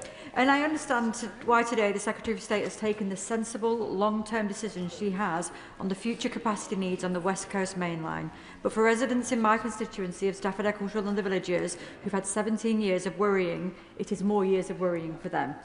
Can she assure me that she will listen to the concerns of businesses and residents nearby when making decisions about land powers going forward? And can she meet with myself and other impacted Staffordshire MPs to discuss this further? I thank the Honourable Lady for her question and for the measured approach with which she has put that. I do know that this is an issue close to the heart of her constituents, and I know that the Minister for Rail is very keen to engage further with her and other affected members on this issue, and I can assure her that he will be in touch shortly to discuss the issues and a way forward. Adam Jurgay. Thank you very much, Madam Speaker. I welcome the Secretary of State's commitment to improve connections to Manchester Airport, so I hope she'll support my calls for a direct line between Stoke-on-Trent railway station, which serves most of my constituents in Newcastle and Manchester Airport. As the Secretary of State heard from my colleague from Stafford and from Lichfield, a number of Staffordshire colleagues, whilst welcoming the intent and ambition of this statement, have concerns and questions about the impact locally. I've heard from countless people in Newcastle Lyme with their experience of the disgraceful and failed HS2 project. People in my constituency want clarity, to be heard and to know that there will be no repeat of the distress and destruction they were forced to live with. I'm grateful to her offering us a meeting with the Rail Minister, but I say to the Secretary, we would benefit hugely from a meeting with her as soon as possible. I'd be very happy to join that meeting that I have already committed to on behalf of the Rail Minister, and I think given the breadth of issues that have been raised today, I think that would be appropriate. And just on the issue of direct service from Stoke to Manchester Airport, I do know that West Midlands Trains is considering the feasibility of amending its Stafford to Crewe service. Kerry Thankmissel. Speaker, I welcome the fact that we are delivering Northern Powerhouse Rail, promised by the Tories, abandoned by the Tories, and now delivered by this Labour government. This will make a big difference to my constituents in Bolton North East, but Madam Deputy Speaker, it would be remiss of me not to take this opportunity to put on record my ask of the Secretary of State to work with the Mayor of Greater Manchester on extending the tram line into Bolton North East, and also ensuring better services on both Northern Rail and Avanti West Coast services.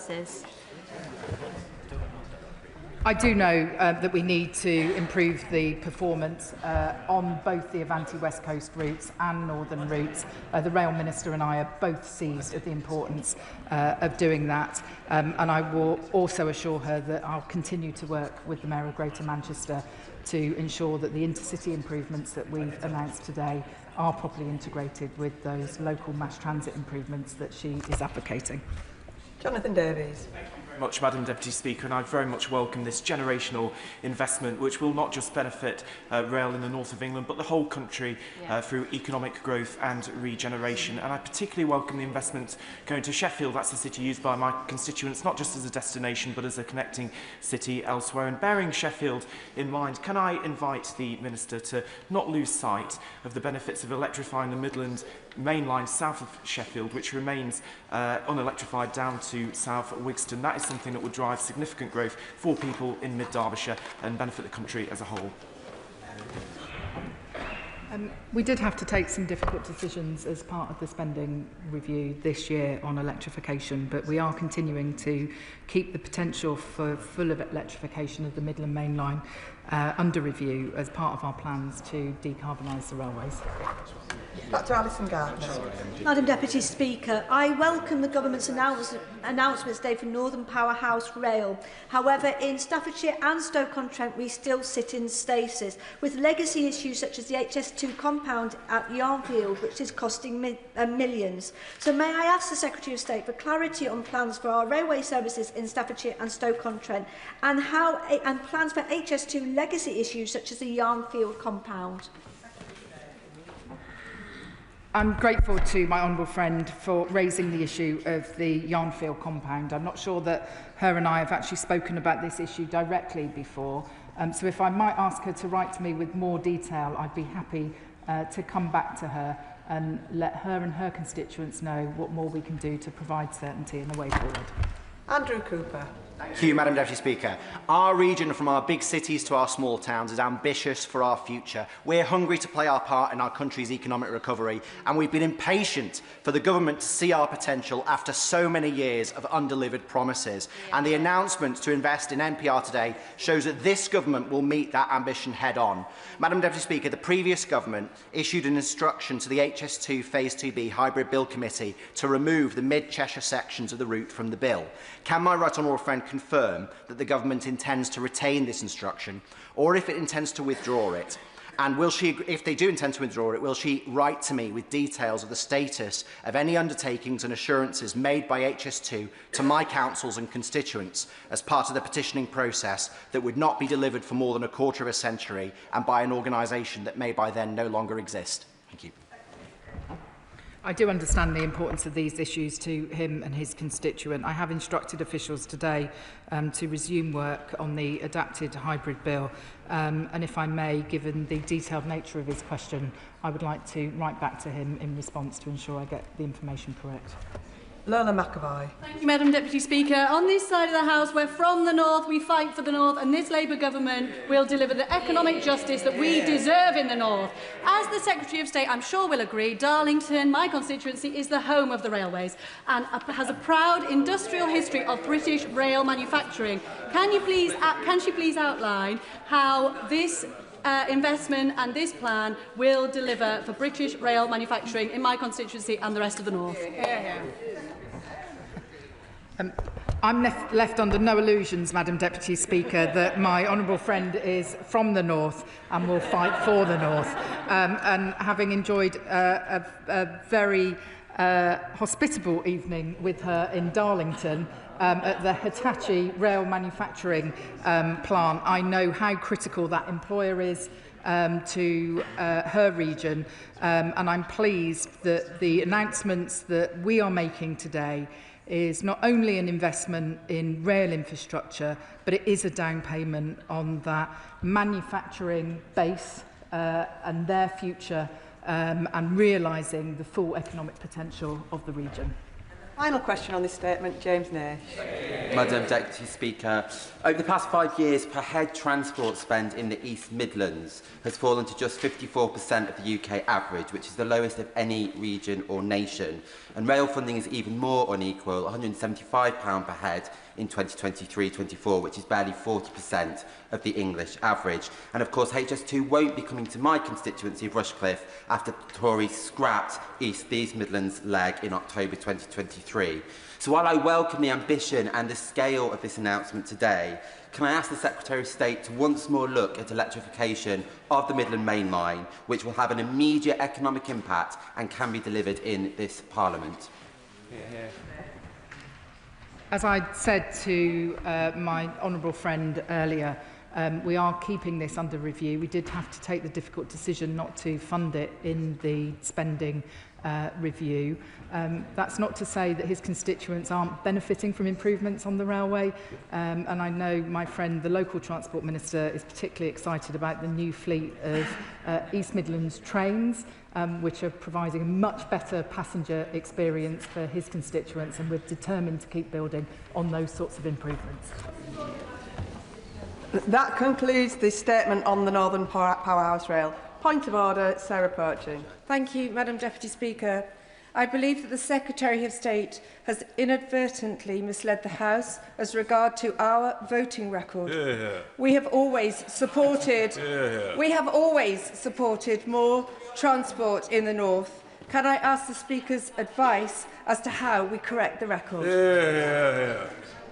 To the honourable member for letting the Chair know that she wished to raise this matter. The Chair is not responsible, however, for how the Secretary of State answered her question.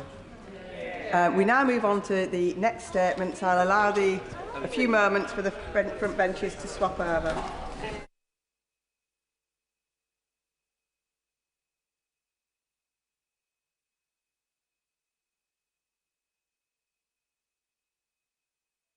Secretary.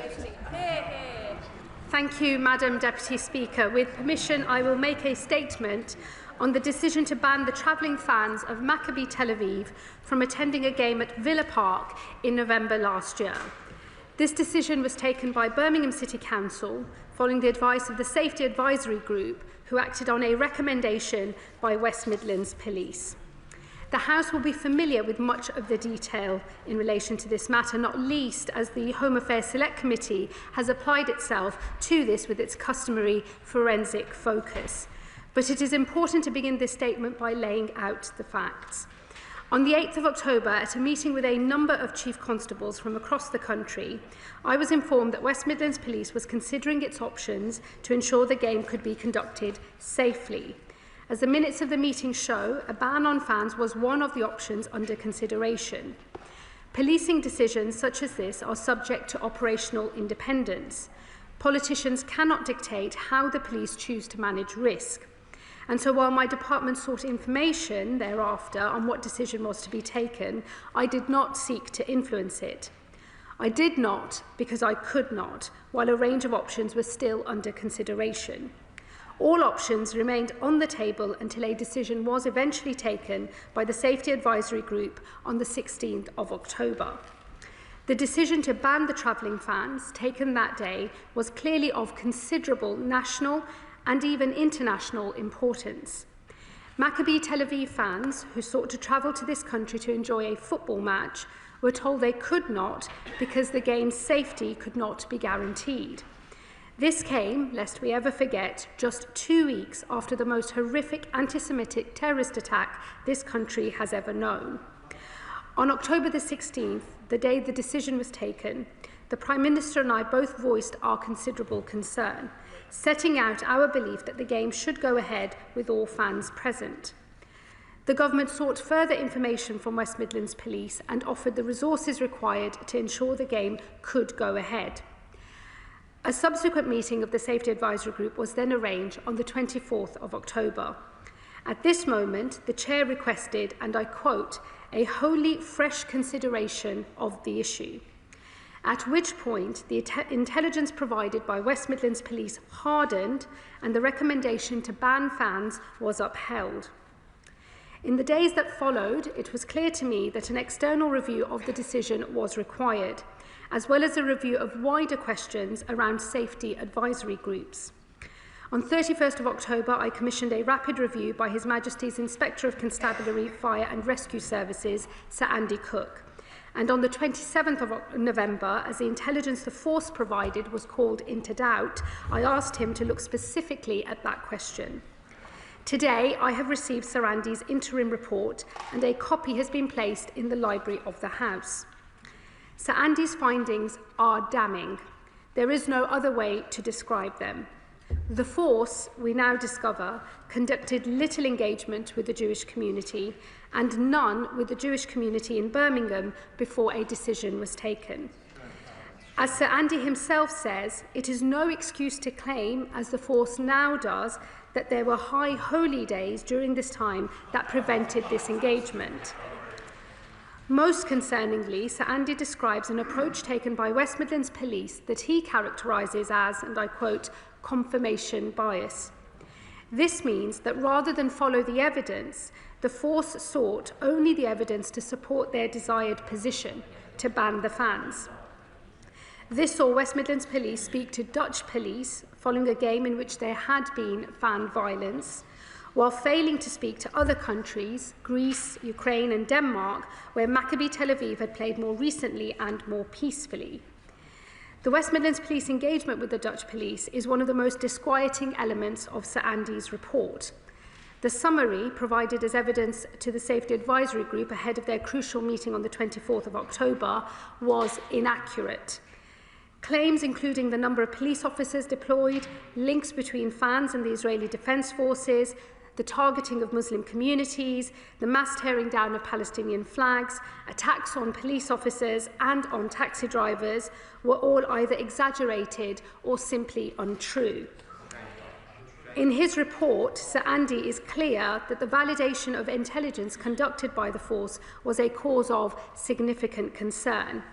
that record-keeping within the force was poor, and he was especially concerned about the handling of sensitive information that should never have been shared without redaction.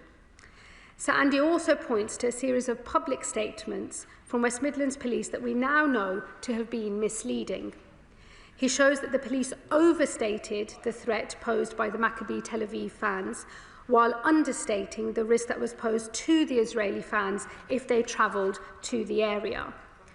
Misleading communications also extend to the words of the Chief Constable himself at his appearance in front of the Home Affairs Select Committee, when he claimed that AI tools were not used to prepare intelligence reports, a claim since refuted by one of his own officers who blames incorrect evidence on, and I quote, an AI hallucination. I know better than most that West Midlands police officers do their duty bravely day in and day out. Sir Andy's report does not argue that the entire force is failing. But what is clear from this report is that on an issue of huge significance to the Jewish community in this country and to us all, we have witnessed a failure of leadership that has harmed the reputation and eroded public confidence in West Midlands Police and policing more broadly. Faced by a game of such importance, the Chief Constable of the force, Craig Guilford, should have ensured more professional and thorough work was done. As Sir Andy himself says, the shortcomings detailed in his report are, and I quote, symptomatic of a force not applying this necessary strategic oversight and not paying enough attention to important matters of detail, including at the most senior levels. The ultimate responsibility for the force's failure to discharge its duties on a matter of such national importance rests with the Chief Constable. And it is for that reason that I must declare today that the Chief Constable of West Midlands Police no longer has my confidence.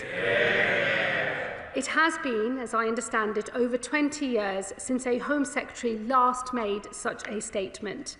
But on the evidence provided by Sir Andy Cook, the Chief Inspector of Policing, that is now the case. Until 2011, the Home Secretary had the authority to dismiss a Chief Constable, a power that was removed by the last Conservative government. Today, it is only police and crime commissioners who hold this power, and so the Chief Constable's future rests with the local police and crime commissioner and not with me. But I am sure that Simon Foster will now follow all due process as he considers that question for himself. I do, however, believe this illustrates that Home Secretaries should, in future, have this power restored to them. When a Chief Constable is responsible for a damaging failure of leadership, the public rightly expect the Home Secretary to act, and I intend to restore their ability to do so. I can announce today that this government will soon reintroduce the Home Secretary's power to dismiss Chief Constables in light of significant or persistent failings, and that this will be part of the government's upcoming white paper on wider police reform, with legislation to follow. I do not expect this power to be used often, but I think it must be available at those rare moments when it is warranted. Madam Deputy Speaker, Sir Andy Cook's report is devastating. It catalogues failures that did not just affect the travelling fans, they let down our entire Jewish community in the West Midlands and across the country. I speak today not just as Home Secretary, but also as a Member of Parliament for a Birmingham constituency. In his report, Sir Andy says he believes the police acted in an attempt to avoid long-term damage to local community relations. If that is the case, what a grossly misguided effort it was. Peaceful, harmonious communities rely on a police service that, above all else, pursues the truth.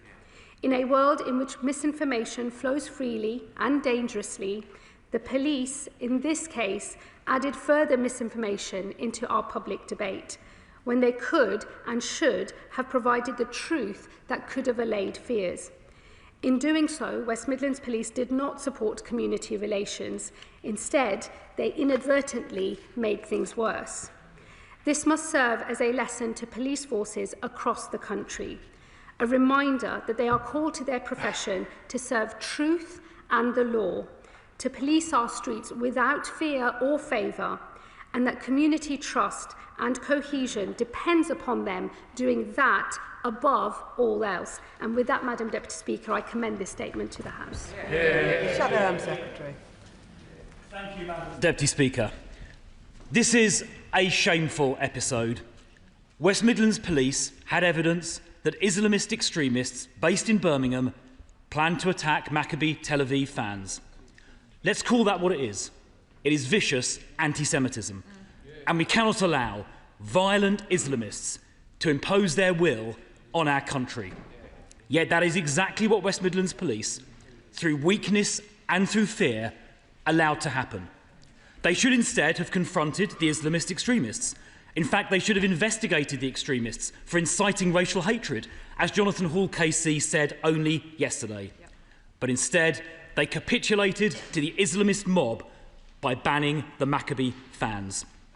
But it gets worse. The West Midlands Police then tried to hide what they had done. They fabricated a claim that it was the Maccabi fans who were the dangerous ones. They claimed a previous game in Amsterdam had led to violence by the Maccabi fans. This claim was a pack of lies from start to finish. The Mayor of Amsterdam and Dutch police have now confirmed the West Midlands Police simply made the whole thing up. The Chief Constable must be fired. The Home Secretary claimed a moment ago that she now has no powers to dismiss the Chief Constable. But she failed to mention to the House Section 40 of the Police Act 1996, which remains in force today. Under that, she as Home Secretary has the power to direct the Police and Crime Commissioner to do things, including dismissing the Chief Constable where, and I quote from Section 60 subsection 1, any part of the force is failing to act in an effective manner. That test is quite clearly met. Part of the force, the Chief Constable, is indeed failing to act in an effective manner by the Home Secretary's own analysis. If she's unfamiliar with this piece of legislation, I've got a copy of it here. The Home Secretary must today use her Section 40 powers to go through the process to direct the Police and Crime Commissioner Simon Foster to dismiss Craig Guildford. She must stop pretending to have no power and actually act. And now we come to the role of the Home Secretary herself in this scandal. In a briefing to the BBC on the 17th of October, a source close to the Home Secretary, which we all know means her special advisor acting with her authority, said the Home Secretary first knew about the possibility of a ban the previous evening, the 16th of October. We now know that is untrue. From evidence given to the Home Affairs Select Committee last week and by the Home Secretary's own admission just now, we now know Chief Constable Guildford personally briefed the Home Secretary on the 8th of October that it was likely away fans would be banned, and that was the police's recommendation. So will the Home Secretary now apologise for allowing her advisor to give the BBC untrue information on the 17th of October? And the Home Secretary herself must now answer this. She knew on October the 8th that it was likely away fans would be banned over a week before the final decision was taken on October the 16th. Yet it appears in those critical 8 days she did nothing to investigate further or to try and stop it from happening. The Chief Constable, in his evidence to the Home Affairs Committee last week, said that when he briefed the Home Secretary on October the 8th about the likelihood of the ban, she merely noted, that was his word, she merely noted what he had said, not asking further questions or showing curiosity in what she was being told. She did not convene personally any meetings attended by her in the following 8 days or take any personal steps to clarify the situation. She expressed concerns and took action only after the decision became public on October the 16th, by when it was too late. She was asleep at the wheel at the critical time. Given the disgraceful events that followed, does the Home Secretary now accept that she was wrong to personally ask no questions? Officials may have asked questions, but she didn't personally ask any between October the 8th and October the 16th.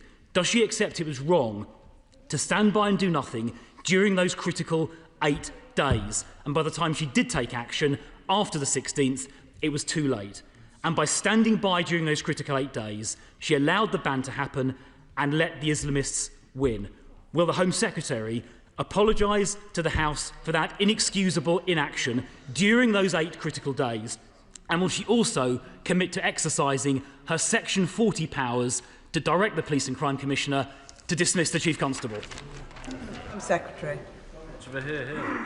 Thank you, Madam Deputy Speaker. Let me just first say to the Shadow Home Secretary, I have a long and very personal experience of standing up to extremists in Birmingham, not least in the last general election campaign. I think my track record speaks for itself, and I am a woman who knows of what she speaks. Unlike clearly him, Madam Deputy Speaker, the Shadow Home Secretary appears to be unfamiliar with the law or indeed Sir Andy's findings in his report. So let me remind him of a few things. Firstly, it was the Conservative government that removed the Home Secretary's direct power to remove a Chief Constable. It used to be a power contained within Section 42 of the Police Act 1996. That was repealed by the Conservatives in their 2011 Police and Social Responsibility Act, which explicitly removed the power. And I will quote from the explanatory notes of that Act, and I do believe that the Honourable Member for West Suffolk is very aware of what is in these explanatory notes, as I suspect he drafted them and approved them when he advised the former Home Secretary Baroness May. Those explanatory notes say the Secretary of State does not have power to direct a Police and Crime Commissioner to suspend or remove a Chief Constable. That is the law passed by the previous Conservative government themselves. And as he should well know, if he made himself familiar with how the law is to be interpreted and to be implemented, he would know that Section 40 of the Police Act, which remains in force in the 2011 Act, cannot be read in isolation. When these matters will be litigated before a court will be very aware of the direct powers removed by the repeal of Section 42. You cannot read the two things in isolation, and if he paid any attention to the detail, he would know that, and he would know that the Home Secretary does not have the power he claims that I do. Secondly, Madam Deputy Speaker, I would suggest that he and other honourable members, for their own interest, do actually pay attention to what Sir Andy has written in his report of today. At page 11, he deals with what the Chief Constable has suggested was the reading of the meeting that took place on the 8th of October. Let me just give a bit of context to the House. That is a meeting of police chiefs that I called myself following the attack in Manchester on the 2nd of October. I had already announced that I was going to look at police protest powers, and I had asked the most senior Chief Constables in the land, the National Police Chiefs Council, the College of Policing, and indeed Sir Andy Cook himself to attend a meeting with me. Towards the end of that meeting, we did some horizon scanning of other difficult decisions that were coming up that might have public order consequences, and this was one such matter. It was mentioned briefly by the Chief Constable, and his recollection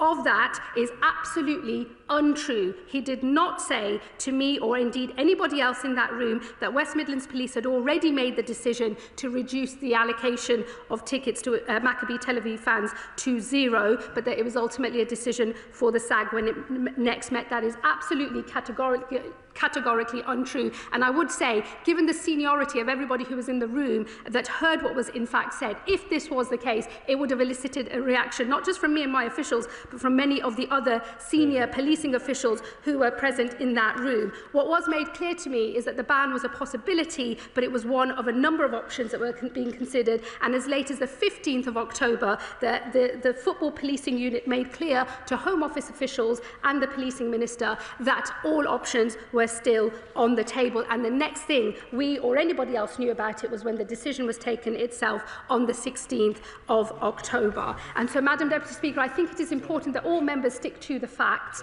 in this matter, as Sir Andy has made clear in his factual findings in his report. There will be those who wish to play politics with this matter, but I'm afraid that does not meet the test of evidence as set out in the report. And I would recommend to the Shadow Home Secretary actually pay some attention to the detail on this matter. Valerie Vaz. Could the Home Secretary say, is she able to say, who the most senior police officer reviewed all the evidence, AI or otherwise, and signed off the decision? Well, ultimately, the final decisions in this matter in terms of the West Mids police recommendation to this safety advisory group was the Chief Constable himself. Dem spokesperson Will Forster. Thank you, Madam Deputy Speaker. The recommendation by West Midlands Police to ban Maccabi Tel Aviv fans was clearly an incredibly serious mistake. That has been shown and evidenced by Sir Andy Cook's damning report. The way they made the decision, not just the decision, the fact that they covered up their misleading statements, it is absolutely damning. These latest examples, after multiple denials that artificial intelligence was not used into coming to their decision, beggars belief and risks seriously undermining public trust in the police force, not only in West Midlands, but in the whole country. The Chief Constable of West Midlands does not have the Home Secretary's confidence. He doesn't have mine, and I assume he doesn't have most of the House. He needs to consider his position and go now. I'm pleased the Home Secretary did go quite unprecedented levels to say he should go, and I'm pleased that she's spoken to the House first. Will she later today be meeting with the the Police and Crime Commissioner to call for the Chief Constable to go? Madam Deputy Speaker, we need the Independent Office for Police Conduct to investigate what has gone on in West Midlands Police. Will the Home Secretary ensure that takes place? We have already seen delays to the Hillsborough Law and its duty of candour, including delays just this week. Does the Home Secretary agree with me that this incident shows the need for the Hillsborough Law to come under the statute book as soon as possible? And finally, we need urgent transparency and clarity on the use of AI by police forces. Does the Home Secretary agree with that, and what plans has she got to ensure guidance is given to police forces? Thank you, Madam Deputy Speaker. Let me thank the Lib Dem spokesperson for his remarks. Let me just say at the outset, I have, as a matter of courtesy, informed the Police and Crime Commissioner in advance of making the statement that I will be saying I do not have confidence in the Chief Constable of West Midlands Police, but I have also reiterated and made very clear that the process, any statutory process and any decision as to whether the statutory process for further action against the Chief Constable is a matter for the Police and Crime Commissioner himself. He must consider that on his own terms, and I'm sure he will be making his own statement once he's had a chance to absorb the findings of Sir Andy's report. And given that there could be a statutory process, I will not be commenting on what may or may not be happening going forward in order to respect the independence and integrity of any future decisions if they are in fact made. On the IOPC, let me just say to him, I do expect that the Police and Crime Commissioner will consider his position on this matter and approach the IOPC if he deems it necessary, but that is a judgment for him. I also expect the IOPC to consider whether these findings mean that they should use their own power of initiative to conduct an investigation. He will know that they are, of course, independent, and it would be improper for me to seek to direct them in any way, but they do have those powers. I believe they've already indicated they will consider the position again once they've had a chance to absorb the findings of Sir Andy's report. I agree with him. This case proves why we need a duty of candour on all public officials, and I look forward to the Hillsborough Law becoming an Act of Parliament at the earliest opportunity. And just to say, on the use of artificial intelligence by police forces, I will be returning to these matters when I publish and come to the House to make a statement on the Policing Reform White Paper. I think it's important because AI is an incredibly powerful tool which can and should be used by our police forces, but regulating it to make sure it's always accurate is something that is of legitimate concern to us all, and I'll be saying more about that in due course. Dr. Peter Brinsley. Thank you, Madam Deputy Speaker, and I thank the Home Secretary for her statement. It is disappointing, but perhaps unsurprising, that some of the evidence presented to the Select Committee was an AI hallucination. But as I look to the back of the opposite row, does the Secretary of State share my suspicions that there was indeed political interference with the work of the Birmingham Safety Advisory Group? And what will happen if this turns out to be the case? Secretary. Well, look, having commissioned Sir Andy to investigate these matters, I think it's important that we reflect on his findings, and he did find that there was no evidence that police officers were motivated either by anti-Semitism or as a result of political interference, or were otherwise behaving with malign intent. And I think it's important that I follow those findings that the independent inspector has made and act accordingly. Ayub Khan. Thank you, Madam Deputy Speaker. This is truly a sad day for British politics, and despite all the rhetoric we have in this House, Brummies know the truth, that this is nothing but a witch hunt, and the Chief Constable is being thrown under the bus. The Home Secretary knows all too well that West Midlands Police have a reputation for working with all communities. They have never caved into community pressure. We all know this because we regularly have far-right protests and marches in our city. The police could have done a better job in terms of procedure, yes, but their reasons for banning Maccabee fans was the same from day one. We all know the unashamed racism and violence. That is the reason why they were banned, and that would have been brought to the streets of Birmingham. Order, order, order. I am sure that the honourable gentleman is getting to his question. Ayub Khan. The police did their job, and now they are being punished for it. So I ask the Home Secretary, is it worth throwing our Chief Constable under the bus, just to show that the words of right-wing media and Dutch officials under pressure from Amsterdam City Hall matter more than our British police? I mean, the honourable member, I believe, used to be a barrister. You'd think that he might be more cognizant of the actual facts in this matter. I am responding to findings made by His Majesty's Inspector of Constabulary and Fire and Rescue Services. That is the independent inspector of policing. It is a sad day for all those who believe that policing should occur without fear or favour. I would encourage him to read the actual letter from Sir Andy Cook, published today, in detail, and reflect on whether he believes that we as a country should be able to rely and trust all information put out by the police. He purports to speak for every Brummie in the city. I think other Brummies in this chamber know that is simply not the case. I'll tell you what every Brummie, and indeed every citizen of our great country, needs and deserves: that when the police carry out a risk assessment, that we can trust it and that we can rely on it, and that they will always be open and frank about what is really going on. That is not what happened in this case, and it is what we all should expect and deserve, whichever community we belong to. It is what we all need for our collective safety and the cohesion of our country. Graham Stringer. Thank you, Madam Deputy Speaker. It's absolutely clear that by lies and conspiracy, the Chief Constable of the West Midlands created a no-go area for Jews in one of our major cities. He cannot, by whatever mechanism, continue in office, but will the Home Secretary consider decency in public office or in some other ways? We cannot let an appalling activity by a public servant continue in this way by just sacking him. Home Secretary. Well, my honourable friend will know it's not for me to make decisions on prosecutions, and the IOPC, I'm sure, will look and consider all of the findings made by Sir Andy Cook, and they will act, I'm sure, on that once they've had a chance to make that assessment. They are, of course, independent, and it would be inappropriate for me from this dispatch box to say any further about what either the IOPC might do or what indeed any other prosecutorial authorities do, but that is not that is not a power that the Home Secretary has. Sir Andrew Mitchell. Can I thank the Home Secretary, who, like me, is a local Member of Parliament, for her well-judged statement. But isn't one of the villains of this piece the Police and Crime Commissioner himself?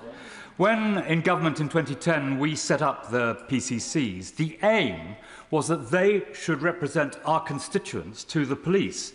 Sadly, the reality has been the reverse, and nowhere more so than in the West Midlands, which is why I strongly support the government's decision to abolish the PCCs. Can we please ensure that this is not yet another policy announcement upon which the government U-turn? Home Secretary.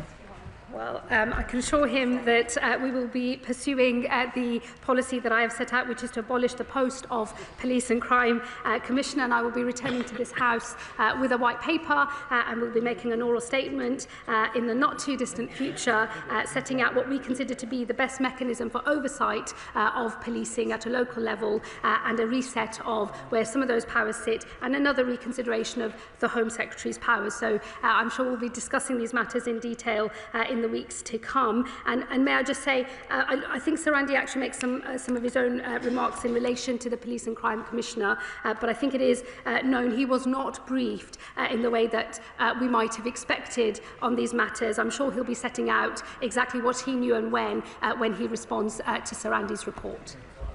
Paulette Hamilton. Thank you, Madam Deputy Speaker. I welcome this statement and clarity. The findings are damning. In my community, I was born and bred in Birmingham, and I am a local MP. And in my community, there is very little trust in the police. Can the Secretary of State agree with me that in an increasingly political world, it is important that in future, all Chief Constables need the skills to work in this new world, and that it is important that they are able to engage with all communities? Thank you, Madam Deputy. Well, I thank my honourable friend and fellow Birmingham colleague for her remarks and her question. And let me just say that is exactly why I have made the statement that I have today, because I do believe all of us in this country need to be able to trust the police when they come forward and they say they have risk assessed an upcoming event and they've come to a professional judgment as to whether an event can take place safely or not. We all need to be able to trust that they have gone about making that risk assessment in a way that is robust, consistent, in line with the law, and frankly just plain old truthful. That is not what's happened in this case, and it's why I think it's been debilitating to public confidence in policing in our great city, across our region, but also across the country as well. And it's why I've set out what I've said about losing confidence in the Chief Constable, and it's why I do believe some powers for oversight of policing do need to return to the Home Secretary directly. Sir Gavin Williamson. Thank you, Madam Deputy Speaker. And I think the Home Secretary is right to talk about the need for the information to be out there and to be openness. And in light of that, can the Home Secretary clarify as to whether any government officials talk to Maccabi Tel Aviv as a club or through either of the embassies to discuss the decision by the club to say that away fans would not travel even if the ban were lifted? Home Secretary.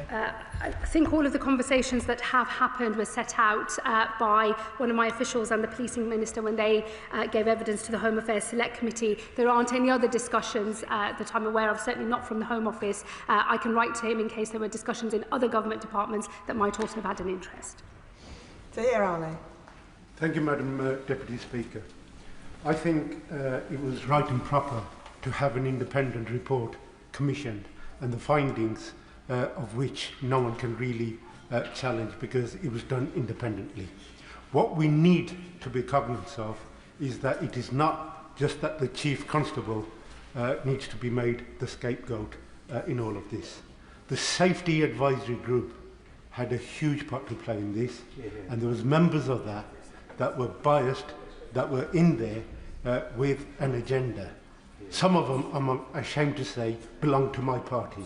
Will the Home Secretary agree with me that tough action needs to be taken against the individuals that set out to influence the decision on personal basis rather than as an independent member of that Safety Advisory Group?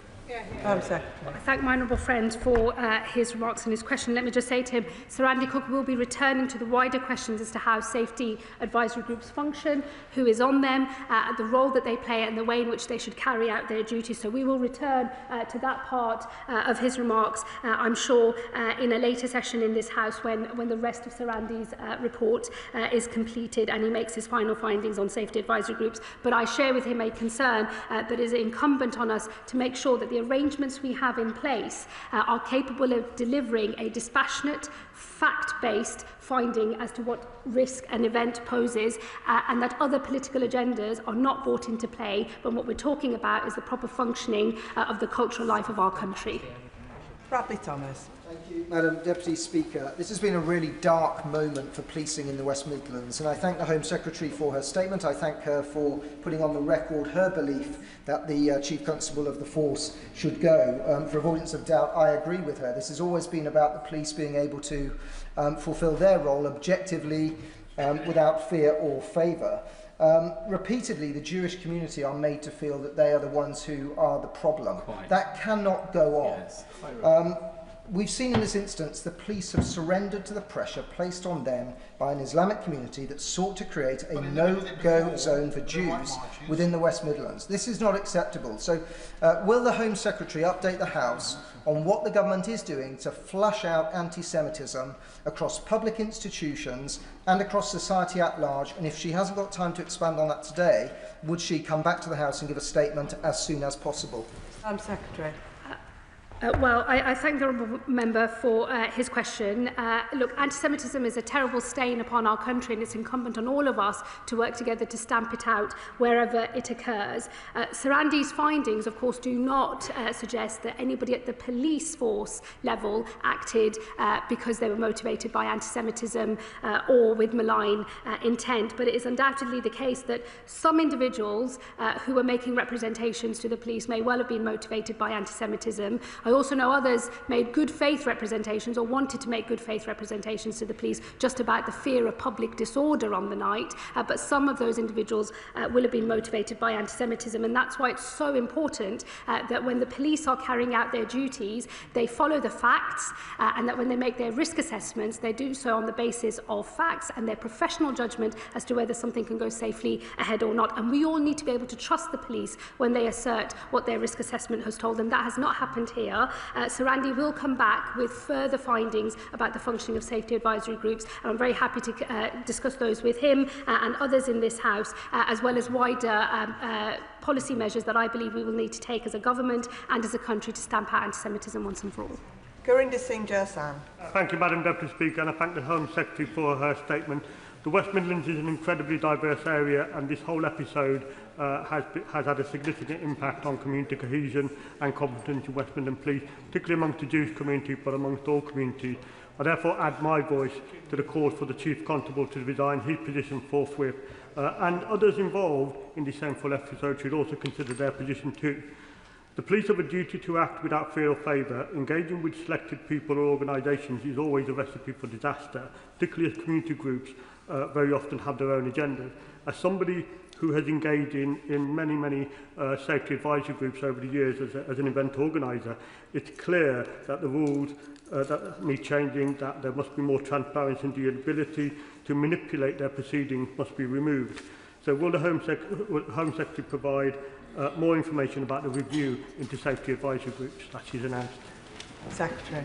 I thank my honourable friend. I expect to receive Sir Andy's further findings, particularly in relation to how safety advisory groups function and what changes we might need to make within the next couple of months, no later than that. And I will return to the House to enable all members to take part in a debate once those findings are out. And what I would say is I agree with him. In the end, all of us, we are all safer when we know that we can rely on the police to do their job without fear or favour. We do none of our ethnic minority communities, or indeed any minority community of any description, any favours, if we allow a suggestion to take hold that the police change their responses to things based on which community is involved. Everybody is safe when we know we can trust the police to follow the facts and do their jobs properly.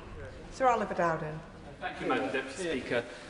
The Jewish community in this country, including many in my constituency, feel under siege right now. And sadly, this is not an isolated example. It's just another example of where elements of the British state appear to err on the side of the aggressor in the name of community cohesion. We have another example before us, and will the Home Secretary, in her capacity as a senior member of the government with responsibility for tackling extremism, take the same robust approach to schools that are banning Jewish members of Parliament from visiting them on exactly the same community cohesion grounds? It has to stop, and a more robust approach must be taken by the government.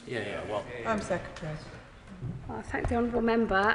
Let me say to him the incident of banning of a Jewish member of Parliament from a school is obviously disgraceful, and he will know that other senior members of the government have already spoken out about this case. It is unacceptable. I hope he will see that the approach I have taken since I've been Home Secretary is to ensure that the law of our land is applied equally, without fear or favour, and in a consistent manner that gives every community across the country a sense of what they can expect from their local police, without feeling that they're in a postcode lottery, and it very much depends on the nature of your chief constable or the approach they take locally. That's exactly what I'm trying to achieve with protest powers, with wider thresholds in relation to the Public Order Act, where I've asked for an independent review by Lord Ken MacDonald, which will report soon. My intention is to make sure that every citizen of our country knows when it comes to all matters of law and order, we are all on exactly the same equal position, and that is the thing that I think is right for all of our citizens. David Pinto-Tuchinski. Thank you, Madam Deputy Speaker, and I welcome the Home Secretary's statement. The picture Sir Andy paints of serial failings in the West Midlands Police is utterly shocking, and the Home Secretary is completely right to withdraw confidence. Given the huge damage this saga has caused, what does the Home Secretary think can be done to make sure something like this never happens again? Home Secretary. Well, I think this matter has been of interest to all policing leaders across the country, and it is why I address the final remarks in my statement to policing leaders everywhere, because I think it's important that we learn the lessons from this event, and I hope that everybody will hear the message loud and clear. Operational independence will always be respected, but we all as a country, everyone, every citizen and every one of us as parliamentarians and as members of the government need to know that when the police make a risk assessment, we can trust that assessment and that we can rely on it. Mike Wood. Thank you, Madam Deputy Speaker. I'm proud that my father was a West Midlands Police Constable for 29 years, policing football matches during some of the darkest days of English football. But the Home Secretary is clearly right that there has been a failure in the leadership of West Midlands Police over recent months. The Prime Minister rightly said that oversight for the police ultimately lies with the Police and Crime Commissioner, and that doesn't seem to have happened in this case. The Police and Crime Commissioner also has specific responsibility for improving local relationships by building confidence and restoring trust in local communities, but both confidence and trust in West Midlands Police have clearly collapsed. The Home Secretary is right to say that the Chief Constable clearly needs to go, but shouldn't the Police and Crime Commissioner also be considering his position? Home Secretary. Well, I would direct the honourable member to the findings Sir Andy makes about what the Police and Crime Commissioner knew, and in fact he was not kept updated, but I'm sure he will be speaking himself once he has absorbed the findings made by Sir Andy, and I'm sure he'll be setting out what he thinks on these matters and what he intends to do next, but it's not for me to put words into his mouth. Warren de Jos. Thank you, Madam Deputy Speaker. Although I am a proud Wolverhampton Wanderers football fan and as a season ticket holder regularly go to football games, for much of my life I was prevented from going to a football game and discouraged to go to a game because I was told that because I wore a turban and because of the colour of my skin I would be attacked. Can the Home Secretary please give some assurance to this House that we will never again have a situation in this country where football fans cannot go to a game because their safety cannot be guaranteed? My honourable friend makes the point very powerfully, and that is why it is so important that all police forces always do everything they can to ensure that matters of great cultural and sporting significance in this country can go ahead safely, and that people are not prevented from going and enjoying a game just because of who they are or the faith that they have. Dame Caroline Dinage. Thank you very much, Madam Deputy Speaker. Among the catalogue of failure here is the news that the decision was partly made on the basis of a hallucinated AI report about an entirely fictitious football match. I wonder what assessment the Home Secretary has made on the extent to which AI is being used by police forces across the country, and if she knows of any other consequential decisions that may have been made using unverified AI. And finally, last month, after 2 months, my Select Committee, Culture, Media and Sports Select Committee, finally received a response to our letter on this from, in this case, the Assistant Chief Constable, Mike O'Hara, who said, and I quote, "He was satisfied that the policing operation was conducted with communities and partners and was effective, proportionate, and maintained the city's reputation as a safe and welcoming place for everyone." What would be the Minister's message to him? Secretary. Well, I think the contents of that letter have now been superseded by the very august report and findings by Sir Andy Cook, and I would hope that everybody who has asserted that there was no problem here and everything has worked exactly as it should will now reflect on what they have said and done and give the rest of us confidence that these mistakes will not happen again. On AI, look, I think AI is an incredibly powerful tool and has a big role to play in assisting the police, particularly when it comes to sifting through evidence at speed and improving other productivity measures so that they can get on with the job of finding criminals and bringing them to justice. It's important that it's used in a way that is accurate and does not lead to misleading statements, as we've seen in this case, but also protects the validity of evidence, which ultimately has to be strong enough to hold up in a court of law. And that's why I'll be saying more in the Policing Reform White Paper in just a few weeks' time, setting out the government's approach and expectations of the rollout of AI to policing more broadly. Lawrence Turner. Thank you very much, Madam Deputy Speaker, and I thank my Right Honourable friend Home Secretary for her statement. As a Birmingham MP, I've set out on a number of occasions in this chamber my serious concerns about both the decision and the way that it was made, and it is clear that the Chief Constable's position is untenable. I pay tribute to the many police officers who are working hard to make Birmingham safer for all its communities. But this decision will not have arisen in a vacuum. Put simply, if there was a sufficient and professional culture followed at every level and by every individual in West Midlands Police, then this decision would never have been made. So does she agree that there must be sufficient assurance now that other decisions, including those that may not have the same national profile but are important to my constituents, have not been tainted by a similar failure of process? And if the Chief Constable does resign or if he is removed, does she agree also that measures must be put in place to make sure that the highest operational standards are maintained for everyone in Birmingham? Secretary. Well, I thank my fellow Birmingham Member of Parliament for his comments and his question. Let me just say to him, Sir Andy, in his report today, does not make a broader finding of systemic failure. The failures that have been highlighted in terms of the approach to evidence and the way in which the risk assessment was carried out is in relation to this specific event. He didn't give us cause for concern about broader West Midlands practice, but of course, I'm sure the Police and Crime Commissioner and others, myself included, and all Birmingham MPs will want to assure themselves of the robustness of the procedures that the West Midlands Police have in place. I'm sure we'll return to these matters as there are further developments in this case. Mark Pritchard. Madam Deputy Speaker, can I commend the Home Secretary for her robust statement today and the leadership that she's shown this afternoon. On the issue of community relations, could she assure me and other members that lessons will be learned out of this report, and other chief officers of other forces will look upon this as a reminder that they should be acting on behalf of the whole community that they seek to serve as chief officers? She mentions on not being able to direct the PCC in the West Midlands to dismiss the Chief Constable. But can I ask whether she is confident that there will be no conflict or conflict of interest, or the PCC won't feel conflicted in taking action in removing the Chief Constable? And of course, the Chief Constable, I'm sure, still has honour and therefore might choose to resign. And Secretary.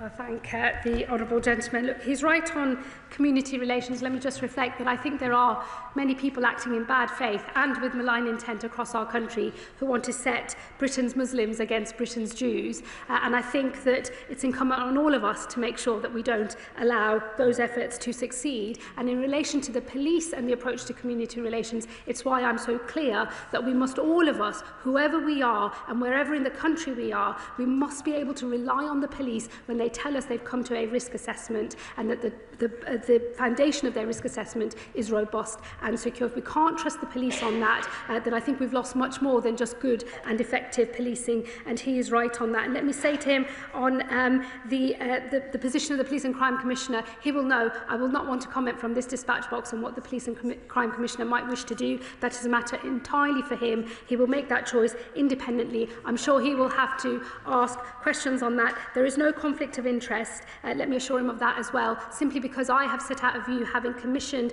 a report from the independent inspector. I think it's important I come to the House and set out my view, but the Police and Crime Commissioner is unfettered in terms of how he now approaches things, and that is a matter for him, and I've made that clear to him, as I'm sure all of his own legal advice will say so as well.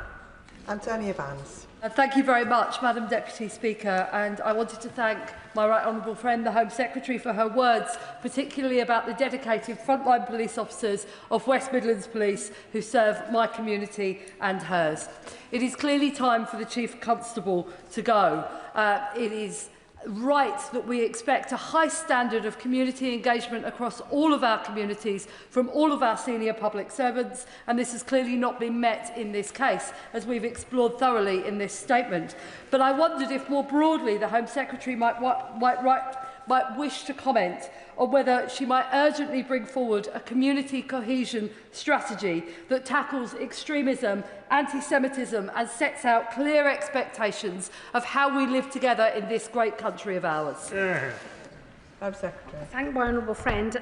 Let me assure her all matters of community cohesion are under intense discussion across government. My right honourable friend, the Secretary of State for Communities and Local Government, has already set up a task force to deal with anti-Semitism. I'm sure the Prime Minister and myself will have more to say in the weeks to come as to how we take a fresh approach. But it is a wider government question because, of course, the Home Office interest is on countering extremism, as it rightly should be. But, of course, the broader interest we all have on community cohesion sits across the rest of government as well, but I can assure it is a cross-government effort.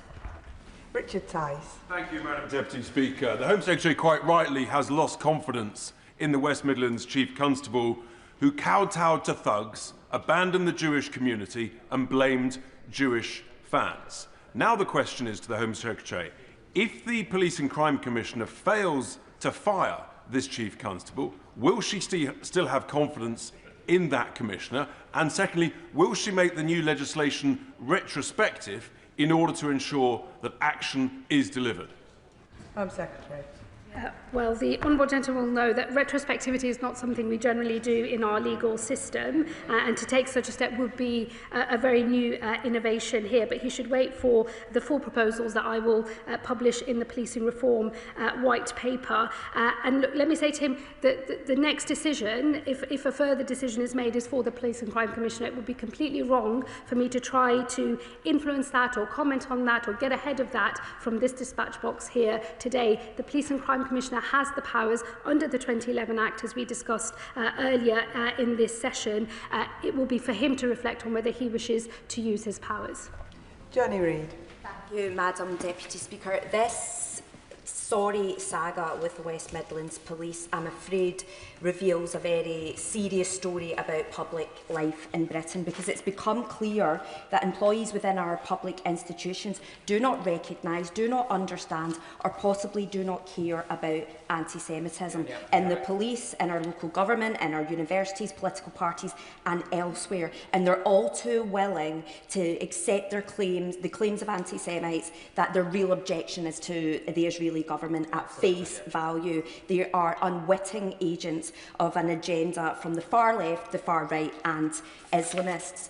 Anti-Semitism is rampant and unrelenting. Will the Home Secretary recognise the urgency of action and consider bringing forward a cross-departmental extremism strategy to address ideological anti-Semitism and other forms of extremism?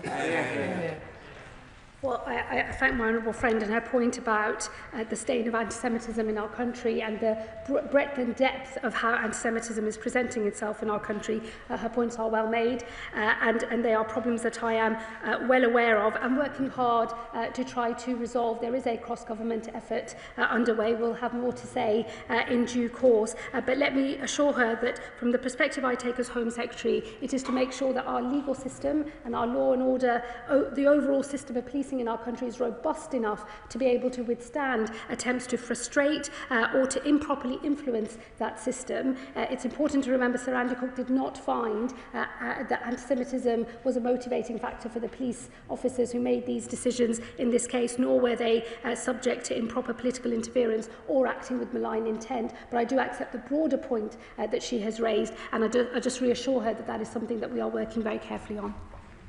Sir Alec Shelbrooke. Thank you, Madam Deputy Speaker. And building on the comments from my right honourable friend for Hertsmere, my Jewish community have felt under siege for a decade now. And one thing that is worth paying tribute to is that the previous leader of the opposition, the now Prime Minister, drove out of their party the people who had given anti-Semitism a safe space. But let's not be under an illusion, Madam Deputy Speaker. There are many people who feel they still have that safe space for anti-Semitism. And whether it be in our universities, where huge numbers of students believe that they can, without impunity, hassle Jewish students, whether it be in our hospitals, as outlined in the Lord Mayor and Dame Penny Mordaunt report, which I know the Secretary of State is trying to address, that anti-Semitism is blatant and allowed to get away with. But we must call it at all levels. And I will call out right now, Madam Deputy Speaker, that the Deputy Leader of the Green Party, who I am ashamed to say is a Leeds City Councillor, drove out into hiding the Jewish priest of the University of Leeds, and he is still in hiding. Shame. And they must be called out. So may I ask the Home Secretary that she uses every effort of her office across government to make sure that where anti-Semitism is still given a safe space, where it is still not being addressed, that they call out the leaders of those institutions and look at what action may be taken. This is another watershed moment, as odd as that sounds, but this time something really has to be done. Home Secretary.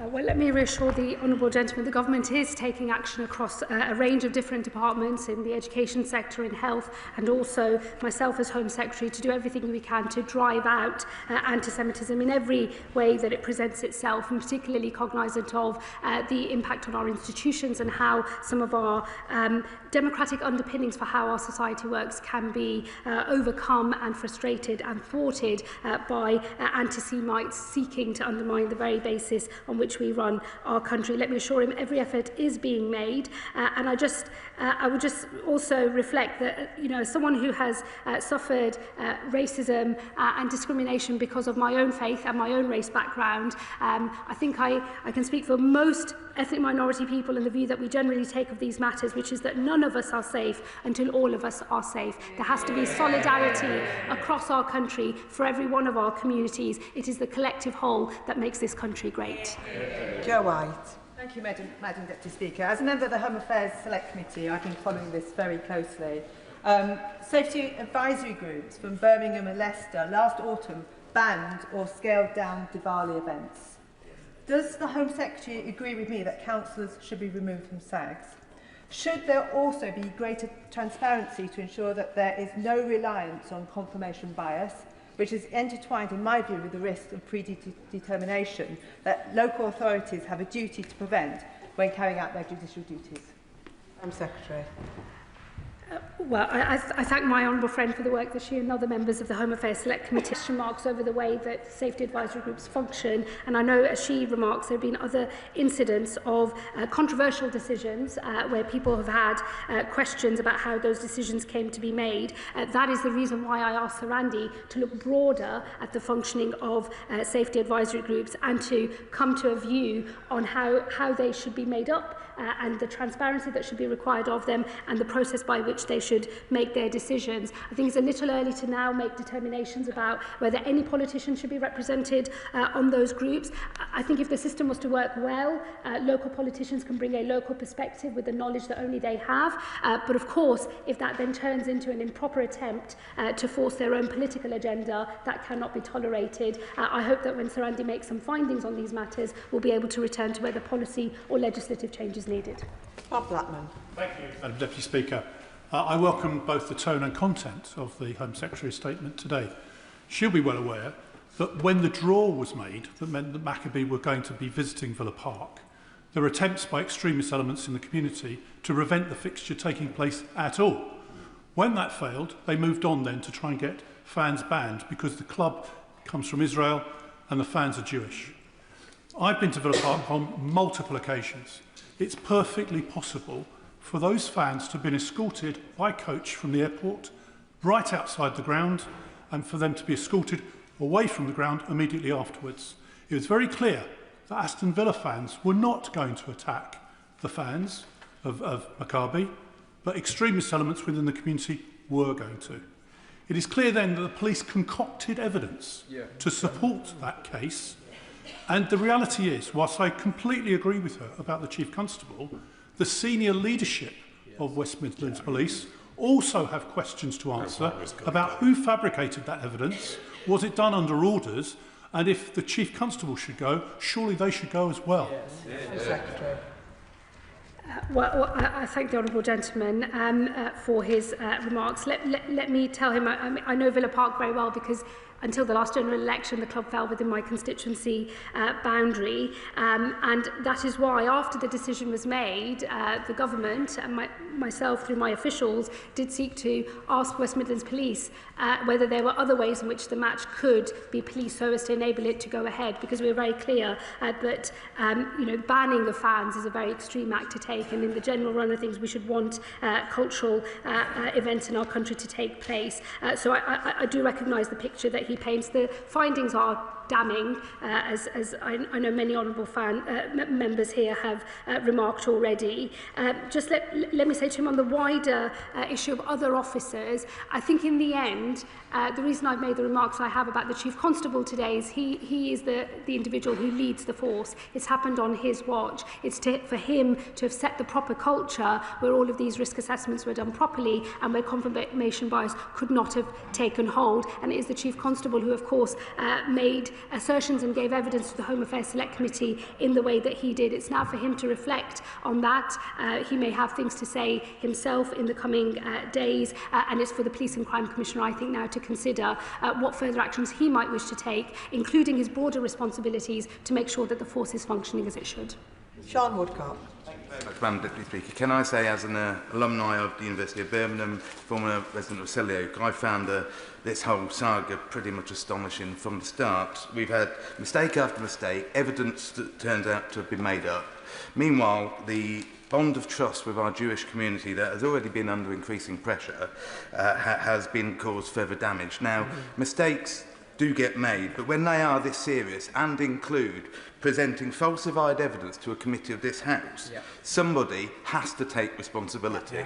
And so I would echo the calls that have been made by members across this House for the Chief Constable to do the decent thing and to resign and to do it today.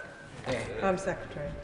I thank my honourable friend. I've set out what I think in my statement today. Others will now need to reflect on their positions and what further steps they might take. Let me just agree with him, though, that the findings of Sir Andy Cook's report are damning and devastating, and the bond of trust between a community and the police, once it breaks for one community, it does break for every community, and that is why these findings are so serious, and that is why I've said what I've had to say about confidence in the Chief Constable today.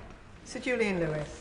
If I understand the presentation of Sir Andy's independent report by the Home Secretary correctly, it says that the police knew that the visiting fans were not likely to attack the home community. Does it make clear whether or not they thought that the home community was likely to attack the visiting fans?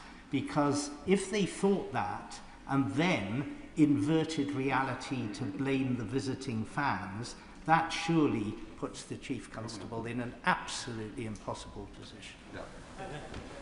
The findings in Sir Andy Cook's report are about an overstating of the risk posed by the travelling fans and an understatement of the risk posed to those fans by others in the local community. So it isn't a case of one thing being presented as fact and the other not. There's an overstatement and an understatement that has taken place, and the effect of that has been to present a risk assessment that was imbalanced, wholly skewed in one direction, and did not adequately deal with all of the risks that were posed. I believe one of the reasons suggested for why the possible attack from local individuals against the travelling fans was about community relations. It's why what I said in my statement I stand by. Community relations in this country are not served by overstatements and understatements and a hiding of the full picture in order to keep things calm. The truth is what helps us all stay safe, and that is what they should have done in this case. Mark Sewards. Thank you, Madam Deputy Speaker. I genuinely welcome the content of the Home Secretary's statement today and her answers to other members too. It's quite clear that the Chief Constable of the West Midlands position is just no longer tenable, but I accept her reasoning for why she can't remove him today, and I am pleased that she will reintroduce that power in the near future. It is a national scandal that Maccabi Tel Aviv fans were not able to attend a football match in the UK's second city for what we now know were totally fabricated reasons. What does the Home Secretary say to those? How can she reassure Israeli fans of any sport that this won't happen to them again and that the law will be applied equally without fear or favour? I think the message needs to go loud and clear to everyone that our expectation is that every police force, when making a decision on any cultural or football or other sporting event in our country, has to do so by following the facts, acting without fear or favour, and if they do their job properly, then we will always be able to put on events, police them safely, and allow people in our country and from abroad enjoy the great spectacle of football or pop concerts or other things as well. They are important parts of how we function as a country, and they can only carry on being that if the police do their job properly. Nick Timothy. Speaker, can the Home Secretary confirm that the Prime Minister was also told that a ban was likely in advance of the announcement? The Home Office and Number 10 were in touch according to the official documents. Was she told of the intelligence of the 5th of September that armed Islamists intended to attack the Israelis? And on the point about operational independence, I do worry she's overstating things. It is obviously wrong for politicians to tell police officers who to investigate or arrest, but for public order situations, there's often a role for the Home Secretary when the planning work is underway before the operation. That's recognised in law, and it's why the Prime Minister himself has called for particular policing decisions in public order situations in advance. So can she confirm, when she was told that the police would seek a ban on away fans, she didn't ask to see the intelligence to justify the ban? Did she test the logic? Is it really true that she did nothing at all? Home Secretary. Well, let me say to the honourable gentleman, he's presenting a particular picture of operational independence, which he knows is a difficult line to tread for all Home Secretaries and something that is guarded very closely by police. But it would have been wholly inappropriate for me to try and carry out either my own risk assessment and if I was, as I was subsequently able to do once a decision was made challenging West Midlands Police on the basis on which those decisions, I was dependent on what they would have been telling, I would have been dependent on what they would have been telling me in the first place. I was not told that they would seek a ban on visiting vans. I was told that it was that all options were on the table, so it was one of the things that was being considered, but I was not told that it was going to be done. So I would refer him to Sir Andy's letter and the final page in the first paragraph of that letter, which sets out what actually happened. And I absolutely refute any suggestion that I was told definitively on the 8th of October in the way that the Chief Constable has suggested happened. That did not happen. Let me say to him on contact between the Home Office and number 10, that would have happened in the usual way, but the first any of us were aware of the decision being brought forward, being made earlier than anticipated, and that a ban was going to be pursued was on the 16th of October. Sorry. And I was not given any intelligence about any armed or planned armed attacks by local people. That was never put to me. Paul Carla.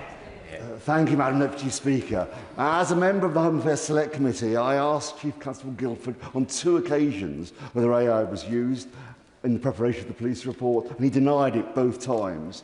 So I'm pleased the truth has emerged and he's now considering his position. However, can I press the Home Secretary on the use of AI? I hear what she said, but whilst we await the Home Office's guidance, can she issue preliminary instructions to Chief Constables asking them not to use AI in such circumstances? Well, I thank the honourable gentleman, and particularly for his assiduous work on the Home Affairs Select Committee in relation to the hearings on this matter. Look, I would hope all police leaders today have heard loud and clear the issue in relation to AI. I don't think any of them would want to fall foul of an AI hallucination. I think that at best that is a deeply embarrassing finding, but actually is pretty damning of the overall approach taken in this case, and I'm sure all police chiefs will want to make sure they don't come into the same position. The Home Office will set out our broader vision for how AI should be used by policing, because it clearly does have a role to play, but the way in which they should hold themselves to account and the regulations by which the use of AI should be monitored, so we can all have confidence that it's being used appropriately. Iqbal Mahmood. Thank you, Madam Deputy Speaker. I thank the Home Secretary for her statement, and any procedural failings by our police force or any public authorities must be investigated and corrected and prevented.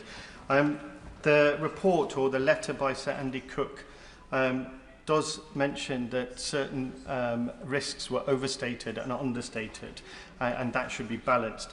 But the statements in this House, the incidents in Amsterdam, were completely fabricated, are also statements that are fabricated. He does acknowledge there's evidence that Maccabi Tel Aviv fans targeted Muslims and pro-Palestinians in Amsterdam. A report by Kick It Out Israel identified 118 incidents of racist chanting by Maccabi Tel Aviv fans during 2024 and 2025, the highest for any club in the Israeli Premier League. UEFA fined Maccabi Tel Aviv €20,000 and imposed a suspended away ban fan for their match against... Order. This question... Sit down, please, when I'm stood up. This question needs to be a question to the Home Secretary. Sorry. Iqbal Mahmood. My apologies, Madam Deputy Speaker. It's open season on Islamophobia in this room, and I am completely against any kind of racism, and anti-Semitism must be quashed, but so should Islamophobia. Will the Home Secretary confirm that there is no reference to anti-Semitic decision-making by the police in Sir Andy Cook's report, and there's no mention of any Islamist influence, because I have the report in front of me, in his report? Home Secretary. Well, what I would say to the honourable gentleman, and indeed all members of the House, is we should be led by the findings of the independent inspector. He's been very clear on where evidence was overstated. He's been very clear about where it was understated. He said that he believes confirmation bias was at work, and there are very significant failings of West Midlands Police in this matter, and that is why I have said what I have had to say in my statement today. Let me just say more broadly to him and to everybody else, I just just reiterate the point. There are people in this country who want to set our minority communities against one another. Every member of this House should want to police that boundary and make sure that does not take hold in our country. But we can all only be confident that we are all subject to the same law across wherever we are in this country if we can trust that the police will apply themselves without fear or favour. It is in everyone's interest to make sure that these issues are dealt with properly, and every citizen deserves the same sort of response from the police, that when they tell us something is true, we can believe them. That's what's not happened in this case, and that's what needs to happen in the future. And point of order, Sir Alex Shelbrooke. Thank you, Madam Deputy Speaker. Madam Deputy Speaker, I seek your guidance on whether it is appropriate for members of this House to call into question the intentions of members when asking questions relating to this issue in the Home Secretary and accusing us all of peddling Islamophobia. Should withdraw it. Can I remind all members to be careful of their language, to be moderate in their language, and treat this chamber and members within this chamber with respect, and then we can't go far wrong. Whilst it's not a point of order, it is a matter for the Chair, and I thank the honourable gentleman for raising that. That concludes the statement. Order, order. I will now announce the results of today's deferred division on the Draft Public Order Act 2023, interference with use of operation of key national infrastructure regulations 2025. Order, order. Order.